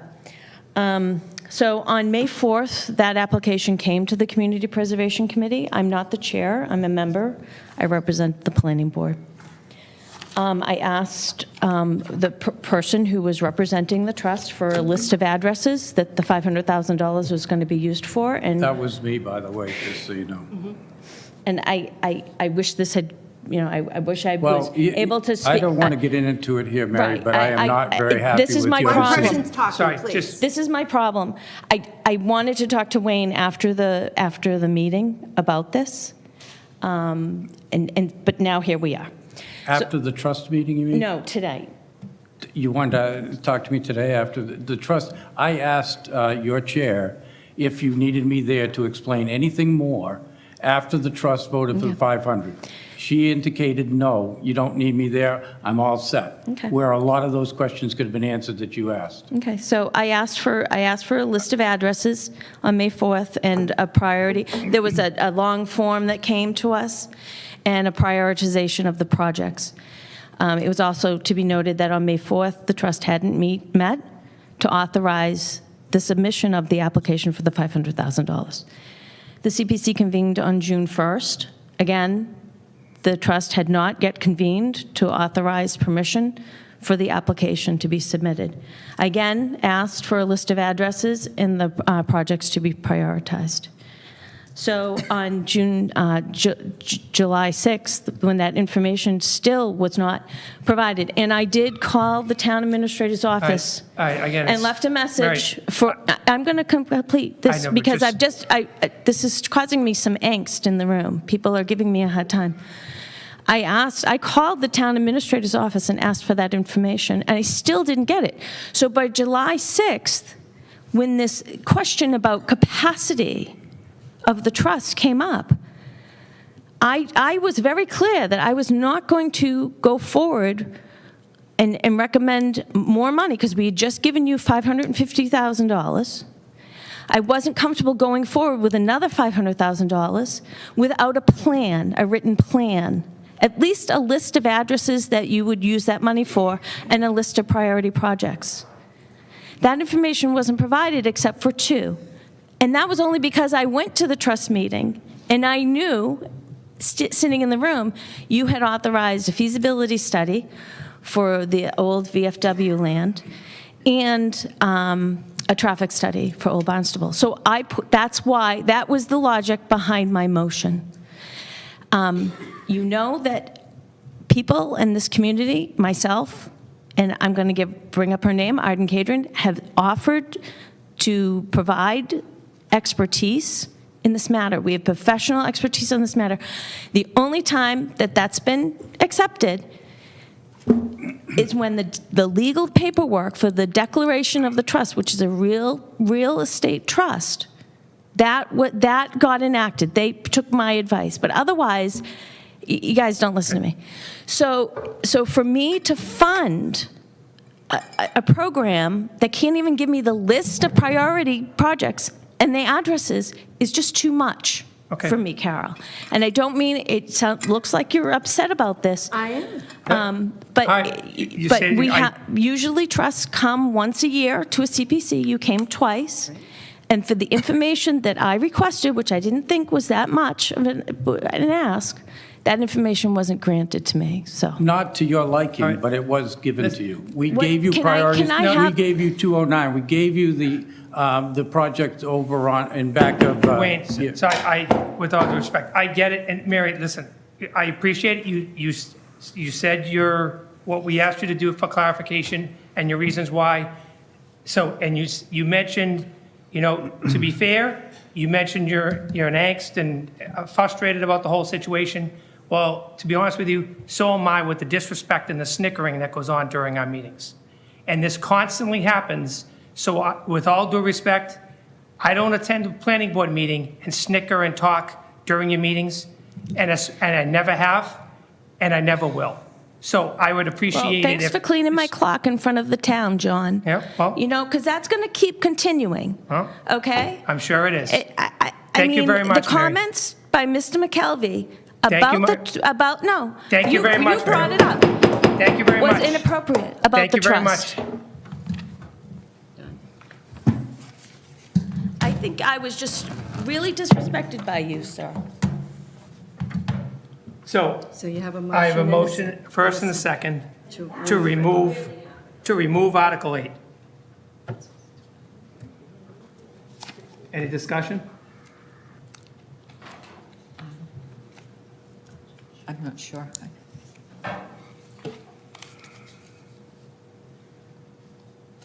For me, I mean, it's in there. I don't see any beneficial reason to take it out myself. I Well, mean, we it's asked for 60,000. I get that, but we don't always get what we want. Well, It's 60,000 more than the 500,000 yeah, we but have. it's subject to. Did you read it? Maybe we could take a minute and just look through it, if that's okay. Yeah, please do. Thank you.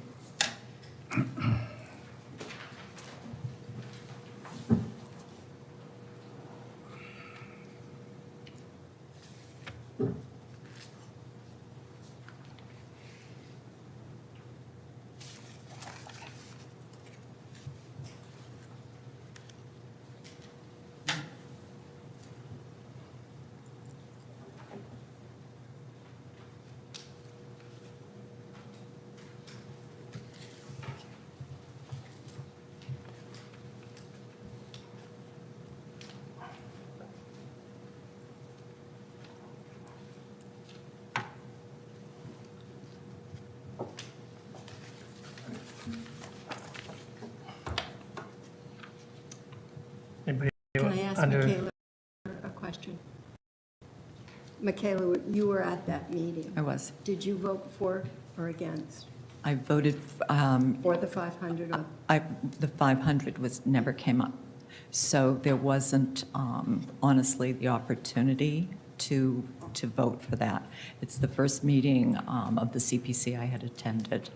When the 60,000 came up, to me, there were just a lot of questions that were whirring around the room. When the $60,000 came up, I thought 60,000 was better than no money at all. So I was last to vote, and I made the vote unanimous. So that's what happened at that meeting.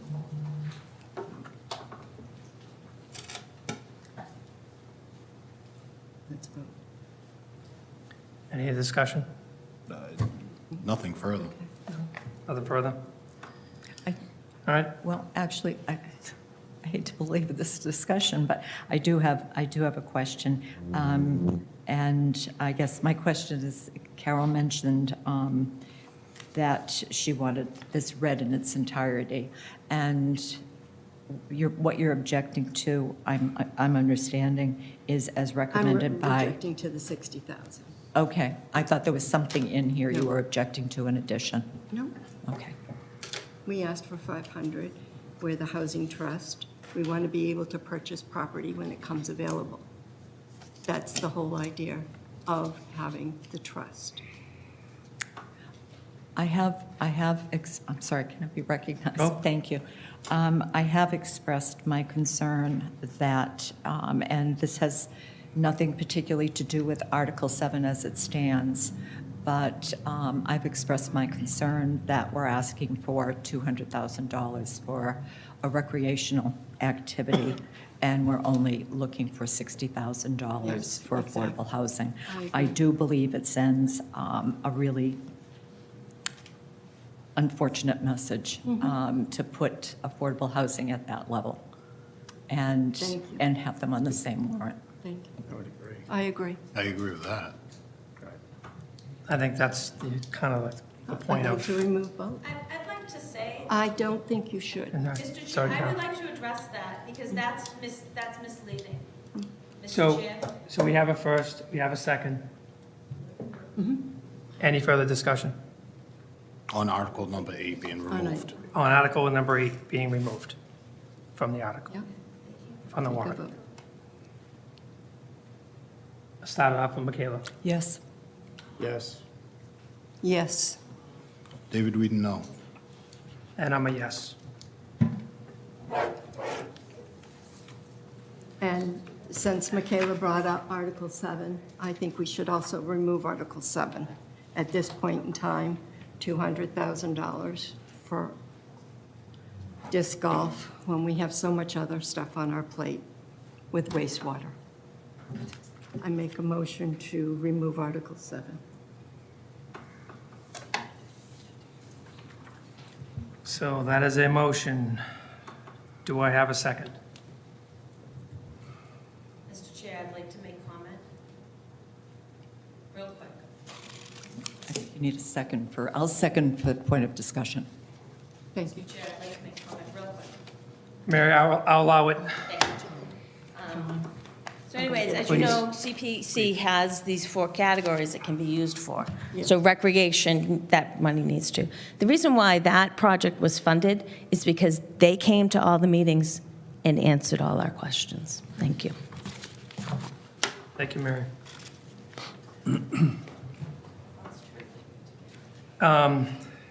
You have a motion. We have a motion, we have a second. Under discussion,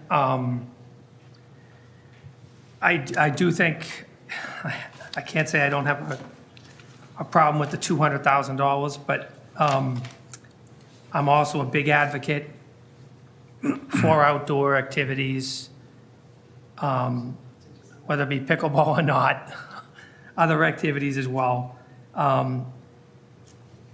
So I have a little hesitation as far as removing it and not allowing the town to consider. And we may have, maybe more information will come forward between now and the time we actually execute the warrant. And Well, then vote no. so I do have a, under discussion, right, so under discussion, I'm a little hesitant myself to withdraw it from the article, but that's my opinion. Anybody else have anything to say about removing Article 7? I mean, I just think back of what was said during the public comment as well. You know, that, the gentleman, Mr. Everett, was concerned that, we're clearing trees in an area that's heavily wooded. Yes. And maybe there's better suited places to put such activities. And so, and then in the warrant, we also have something trying to preserve and protect bond. trees. So, I I mean, know. with the controversy around it, I know how I'm going to vote. Me too. Any other discussion? No. Not hearing any? All right, I'd like to take a vote for removing Article 7 from the warrant. Michaela? Yes. Yes. Yes. Yes. And I'm a no. But obviously, it passes. So Article 7 and Article 8 can be removed from the warrant.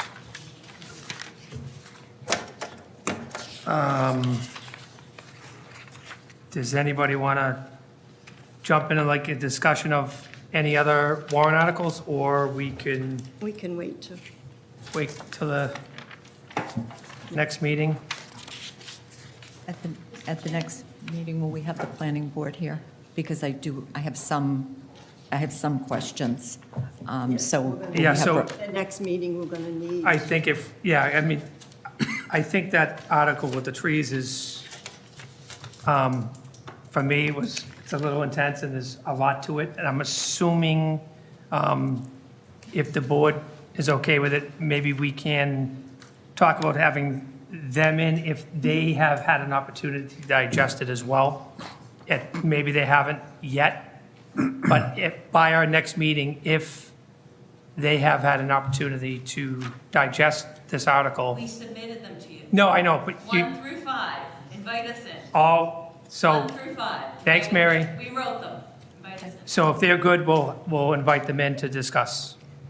I have a follow-up. Has council looked at the articles? To some extent. Okay. I don't believe every single one, but obviously, we wanted to get it to the select board first, and I believe it was obviously on the website today, and I know the Finance Committee did request them, and they have been distributed. And the only thing that I would make a note of on any of the land transactions, it does require a two-thirds vote, I believe, at town meeting, and it would authorize the board, but it does not compel the board to do anything, so it would be your decision. I believe That's correct. is that? Yes. Yes. Okay. That's correct. And I was just asking for clarity. The questions I have, I think, could be easily answered, so when they're here. All right, does anybody else have anything else that we want to talk about at this? If not, we can move under old business. Good? All right, old business. Policy 001. Policy 001, here we are.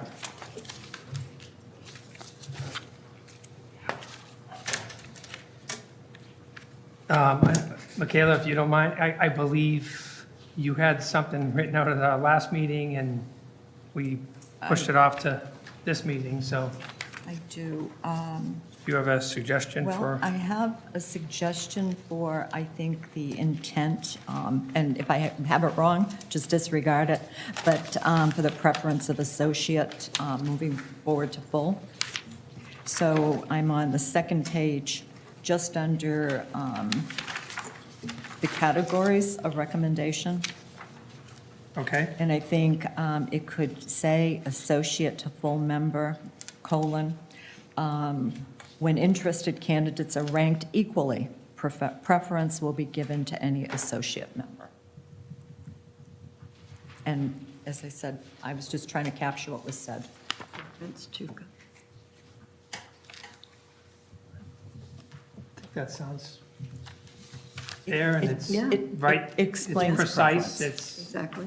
And if we could set up a page that all the committees have, that everybody signs off on when they're recommending a applicant to us, to have it all That- laid out. yeah, Just- like, I We'll think have- you As suggest a Lynn checklist. Lynn Barbie suggested tonight, that A people have a checklist. form Yeah. with a checklist that would be We useful. will, I think it's great, that's a good idea. And it's, and if, I agree. and if- And we'll have a draft form for the board to review. and it's, if it's bullet pointed just the way it is, like in ours, it's strongly recommended, and, Recommended with you know, recommend with I hesitation. agree. And I think we adding that bullet, I have to the- another one for your consideration on page 3. And this would go, all right, page 3, line 3. Line 3 begins, interview at a regularly scheduled meeting. I would put reappointments separately, so I would skip a line and bring it down. And add to that, board, commission, committee, or council, or councils will submit reappointment recommendations to the select board indicating the performance of candidates has been satisfactory. I'm thinking there's no way for us to know if you have, for example, somebody who, it could happen more with an associate, I would think, but somebody who hasn't attended any meetings. We don't know that if we just get the list. So for that reason, if you don't think it's cumbersome, I think that might be useful. yeah, I think it's, can you say that again? Because Yeah. I'm questioning, So- like, how do we, is there like a qualification as far as like attendance, or? I think we just ask the board or the chair of the board to pull the members or to get a vote of satisfactory. I mean, I don't think we have to go through something, Right. Just yeah. Are you looking to capture both attendance and participation, or just attendance? I think I would allow boards to decide that.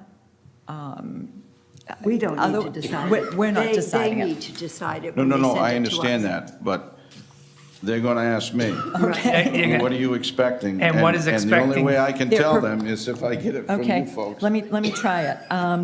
Board, commission, committee, or councils will submit reappointment recommendations to select board indicating that the performance of the candidates, the performance and attendance of the candidates has been That's satisfactory. perfect. Okay. I guess the question would be is, so what is the attendance, what's satisfactory for attendance?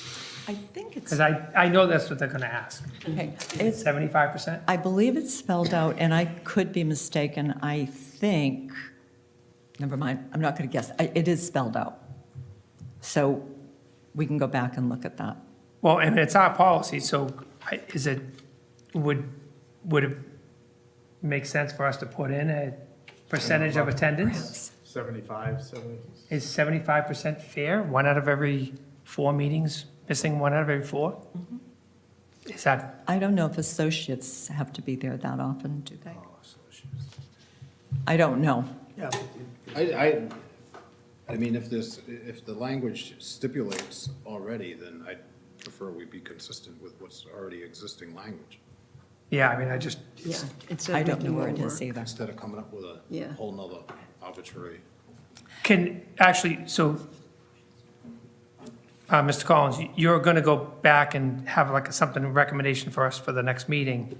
Can you also look into if there is a percentage of what's considered? We'll check the existing policies and just make sure that we're consistent and bring it to your attention. That'd be great. But even if it does exist in another policy, you can still adopt it or revise it or amend it, however you deem necessary. I wonder if, I mean, I love it. I just wonder if the committee would be like, well, what is satisfactory? we have to tell them. If we're going to ask them, they have to know what to. Gotcha. Um, But I don't want that language to hold this up. I'd rather go without that language at this point. Well, yeah, I mean, because, well, we have to add the verbiage anyways, so we can, You want to add that about the associate to full. That definitely we want to does add. anybody have any objections to adding that? I thought it was right to the point and Yeah. it was clean. So we're adding that, and I guess your other recommendation would be if we can just get clarification on Reappointments. percentage of what's considered good attendance. Without a tremendous amount of heavy lifting, so we Yeah, can get this I done. know. And maybe, I guess we could decide on the final, if we know what the recommendation is, or whatever's listed in the policy elsewhere, then we could deem, maybe we say, maybe we just leave that out, I don't know. And I think for the clarity of the policy and the spirit and the intent, I'm just wondering if the board wants the candidates in front of them, or do you want just the person that is recommended by the committee, commission, or council if there's more than one candidate? Well, Rodney, in the paragraph for screening, it says that the selectman liaison should be at the interviews when they're doing. So maybe specify on the provision for the sheet for them to fill out, to call the liaison to be at that meeting. So that way, And if the liaison can't be there? They made an effort, or if not, well, typically if you're called by a committee and Committee you're the to be there. liaison, if you can't be there, you ask another. another select- member to be there Another for you. another member of the select board to attend. That's, Yeah, I'm just trying to get clarity, because I know that that's been a subject discussed. And I know that former Select Board Chair at the time, Andy Gottlieb, had specifically, what are you dropping? Had specifically requested more than one, if there were more than one Candidate. Right. So and just because he liked that and at the time the board adopted that, that doesn't mean you can't change it. I just would like some specific direction in regards to what does the board want? Because we can do it both way, or one of both ways. You can. that's a good point. You can have multiple candidates, or you can just have the one that is recommended. I mean, for me, they're recommendations. So I don't want to take away my opportunity to interview the people, so I prefer having, anybody that has submitted letters of interest come in before our table for us to be able to engage and ask questions, just for our own sake, I mean, this is all, it's a recommendation at the Right. end of the day. It's not, they're not the decision makers, we are. It's up to us to adhere to the policies of 001. I like that. And that is almost identical to what Andy told me, Right. what you just said. It makes sense. So, And that's, yeah, I agree. so if the verbiage just states that all candidates under consideration is recommended to come before the board. Right. Now, not to muddy the waters or drag this out any further, but if hypothetically a committee, commission, council said the person is not recommended, never mind recommended with hesitation, recommended, or strongly recommended, but said they're not recommended, do you want to see that person, or can we Can we screen that person out? I think you We can could screen go it. on and on and on with You can- this I policy. think you can, yeah. All right, I'm sorry, I brought it up. I'm glad you brought it up, but I mean, that's how So I- deep you can go with this. So I mean, if they're not recommending, do we ask that they give just reason? I think it's. So at least there's something to substantiate it. I mean, Right. There should I don't be want it to something be a there. personality thing. No. Well, that's the You know, problem. we just don't like this person, so we're not gonna, you know. And they may They ref- gotta kind of substantiate it. But then, if they say that, do you give the person opportunity to rebut? Actually, I'm of the thought that. In all hey, fairness. Even if they're not recommended, if they, after being not recommended by the committee, if they still want to come in front of the board, and why not? I mean, it's almost, I don't know, like, not recommend, that's kind of. I know, why would you want to, but Cuts right to the chase. Yeah, but I, You have like the I right said, to I think they should. plead your case. They should state why, like, that's kind of hurtful if you, actually put that down for somebody. I mean, if you go that far, you should be able to just, like, state why. Well, you know, Substantiate it. That, I don't know. I mean, I can't it's- imagine that ever being used. But if you're gonna go there, Well, you better stand behind it. That's why if they want to come, this way, that will prevent, if there's some type of personality conflict, it will, they're still allowed or entitled to come in front of the board, even if they are not recommended. I mean, I'm not saying, you know, who knows, there could be the situation. I'd be okay with that, but what about everyone else? I think David's point, though, with regard to why somebody isn't recommended is an important one. It's important. Just as if somebody is strongly recommended, unless we have the resume that you just look and say, well, of course, and the letter, and they're strongly recommended, that stands for itself. But if somebody's not, to his point, I think it's important that we have a reason why. But are we putting the committees on the line to say, okay, Because we're not That's- even getting people to apply for the committees. that's the, Good Lord. I mean, I'm okay with if they're not recommended, but they still want to come in front of the committee for consideration, come in front of the board, let them come in. I think that's fair. I don't want to, you know, because maybe there's that extreme extenuating circumstance that it's an entire, a super small committee. Okay, Um, so anybody that comes before the committee, commission, council will come before you or have the opportunity to. Have the opportunity to, if they, Okay. Yep, I like that.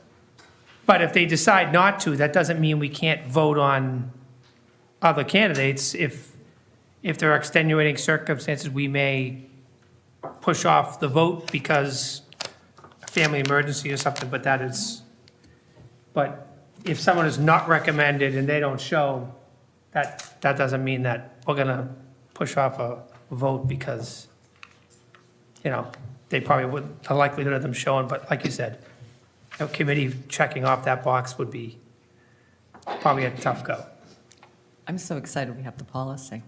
So to have the policy and to adhere to it consistently, I just think avoids a And to lot of have the problems form we could have. And the before form, you're us absolutely right. that will say. Yes. And that'll make it easier for. For all the us. committees. For all the committees. Yes, Yes. agreed. And if I could, Mr. Chair. Absolutely. And I know this is a touchy subject, and I'm not trying to get into it because I am very proud of the performance of my staff, and they do an outstanding job. But I don't believe anybody from my office should be serving on the committee or the commissions or the councils, because my office is the hub of everything. And it's an awkward situation, and I'm not speaking negatively about anybody. I mean that. I'm just saying, from a practical standpoint, from a functional standpoint, it makes it difficult when my office is the hub of all of these committees and commissions and councils. Where are they coming? To this office. I would like to put a provision in there that prohibits my staff from being considered. Again, I don't want this to come across as any individual, because it's not. It's about the functionality of the office, and when somebody is not prohibited from applying for any of these positions, I'm obviously going to say, yeah, you can obviously go for it. But my preference is for the board to respect my wishes and to put that provision in there and approve it. I think that's fair. I mean, I would support it only because, like, even for the reasons you just stated, but then also, like, the optics. Yeah. You know what I mean? The optics, it just, That's my concern. it doesn't even, even if you're not sending, you know, your folks in to kind of influence decisions, Right. it's going to have the Look like- appearance of that. You need to So, remain like question. Switzerland. You No know, the question. perceived conflict is often worse than the conflict. Right. As we all learn in open meeting law training. So there's no objection to me putting that in there. In the applicant I don't think we pool did or- take a vote, but everyone is, That's does all. anybody have any objections to No. that? No. No objection. And again, this is not intended to, No, No. if anything, it's to alleviate what a potential, Correct. the optics is. because I have the It's utmost optics. respect for my staff. They do an outstanding job. I just want to make sure that we're focused on processing our stuff. We got enough to do without worrying about all this other Agreed. stuff. In that office, you have a lot of expertise, and it's, I get it. I wish, we could have that, that passion involved in other committees, but hopefully it can come elsewhere, and we can streamline these policy and hopefully encourage more involvement. I commend you for, bringing forward the provision. I mean, that kind of provision, because I mean, it speaks to your integrity and, just forethought, so kudos on that. I don't want to be in these awkward situations. We try and avoid it as much as possible. Yeah, because we're not, and there was no need for a vote because we just took a consensus that, I'm drafting the language and putting it in there, and you had no objections. right. Nope, right, none. All right. So we're good on policy 001, right? Okay. Thank you, Mr. Collins. Additional topics, liaison reports. I just have a thing from, Seaside Le Mans is actually doing something that, again, it's all benefits nonprofits across Cape Cod. They do a great job. It's done in Mashpee Commons. So I thought it was interesting that if anybody wanted to drive one of the race cars, there's an opportunity. They're actually having a raffle. I thought this was amazing because I always thought it was intriguing to like, man, I'd love to drive one of those. So. I'd pay money to see that. Well, maybe we could sponsor that. I'll sponsor you. If you drive one of those, I'll sponsor it. We'll all be there. This is a recorded line. We're on recording. So they are, what they're selling is raffles, and raffle tickets, $50 each, and I believe they're selling 300 tickets. And one winner will have an opportunity as a rider. And if you're not aware, the Seaside Le Mans, the riders are always repeat. There's like no spots. So, and I believe what they're going to try to do is create a team of these type of raffles or somewhat like that. So I thought it was, again, because all the money goes to nonprofits, and there's, in fact, $9 million over the past 2 decades. That's a lot of money going to a lot of nonprofits.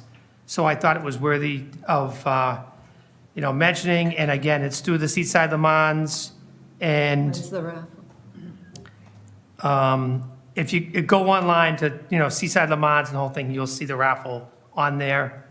and the eligibility, but I believe there's only selling 300 tickets eligible. And they may do it again, but I just thought it was worth mentioning, and Sounds interesting. and well done for donating all that money to nonprofits, so. Anybody else have any liaison reports?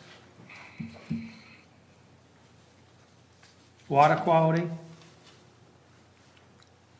The only thing I have is that we have finally scheduled the EOC meeting. Will be held this Wednesday at 6 o'clock at Papaneset Meeting Room. So glad to get that up and running again. Great. And I'd like to give a plug to Ashley. She did a presentation on shellfish and what she's doing with shellfish propagation. That was just superb. I hope she's going to make it public. It was excellent. Great. Town manager updates. I just wanted to make reference to the fact that the Historical Commission is proposing to install signs on town roads where there is a river crossing. They have purchased signs for the Mashpee River to be placed on Route 130 and Great Neck Road North on the east side, and this is what it's going to look like. Beautiful. Yes. That's something that came before us on the CPC last round, right? We didn't fund it. No? It was a- I remember him coming in and giving a presentation on it. That looks great. Looks fabulous. So, and I'm still waiting on my signs here. All the historical buildings. You're right. But eventually, they will be received, and we'll get them up on the walls in Town Hall. Actually, you know what, one other topic that it did not make the agenda, I'd ask if I can have a motion to discuss potential, a discussion as far as adding a speed limit sign on a Schumett Road. A motion to add. A discussion. Motion to add to a discussion I, to the agenda. I Do you want? really think that should be an agenda item for the next meeting. Because you're going to have a discussion about something with nobody that here. really is not an emergency, and it's something that somebody may have feelings about one way or the other. Are you looking to change something? No, just add one. That is a long road that does not have a speed limit sign, as far as I'm aware. Okay. Well, we can But- probably take care of that operationally. I just- Let me speak to the DPW, Well, or so I have a- actually, Wayne will speak to the DPW director, and we'll see what the speed limit sign, or the speed limit is, and then we may not want to put a sign up depending upon what the speed is, I don't know. Well, we had a motion, but that's, so we had a motion. I'm sorry, There's no I didn't mean to second. cut off the No, motion. no, it's okay. No, it's fine. There was no second. If there's no second, there's no discussion. Thank you. Town manager updates, executive session, adjournment. Have a motion to adjourn. Motion to adjourn. Second. All in favor? Yes. Yes.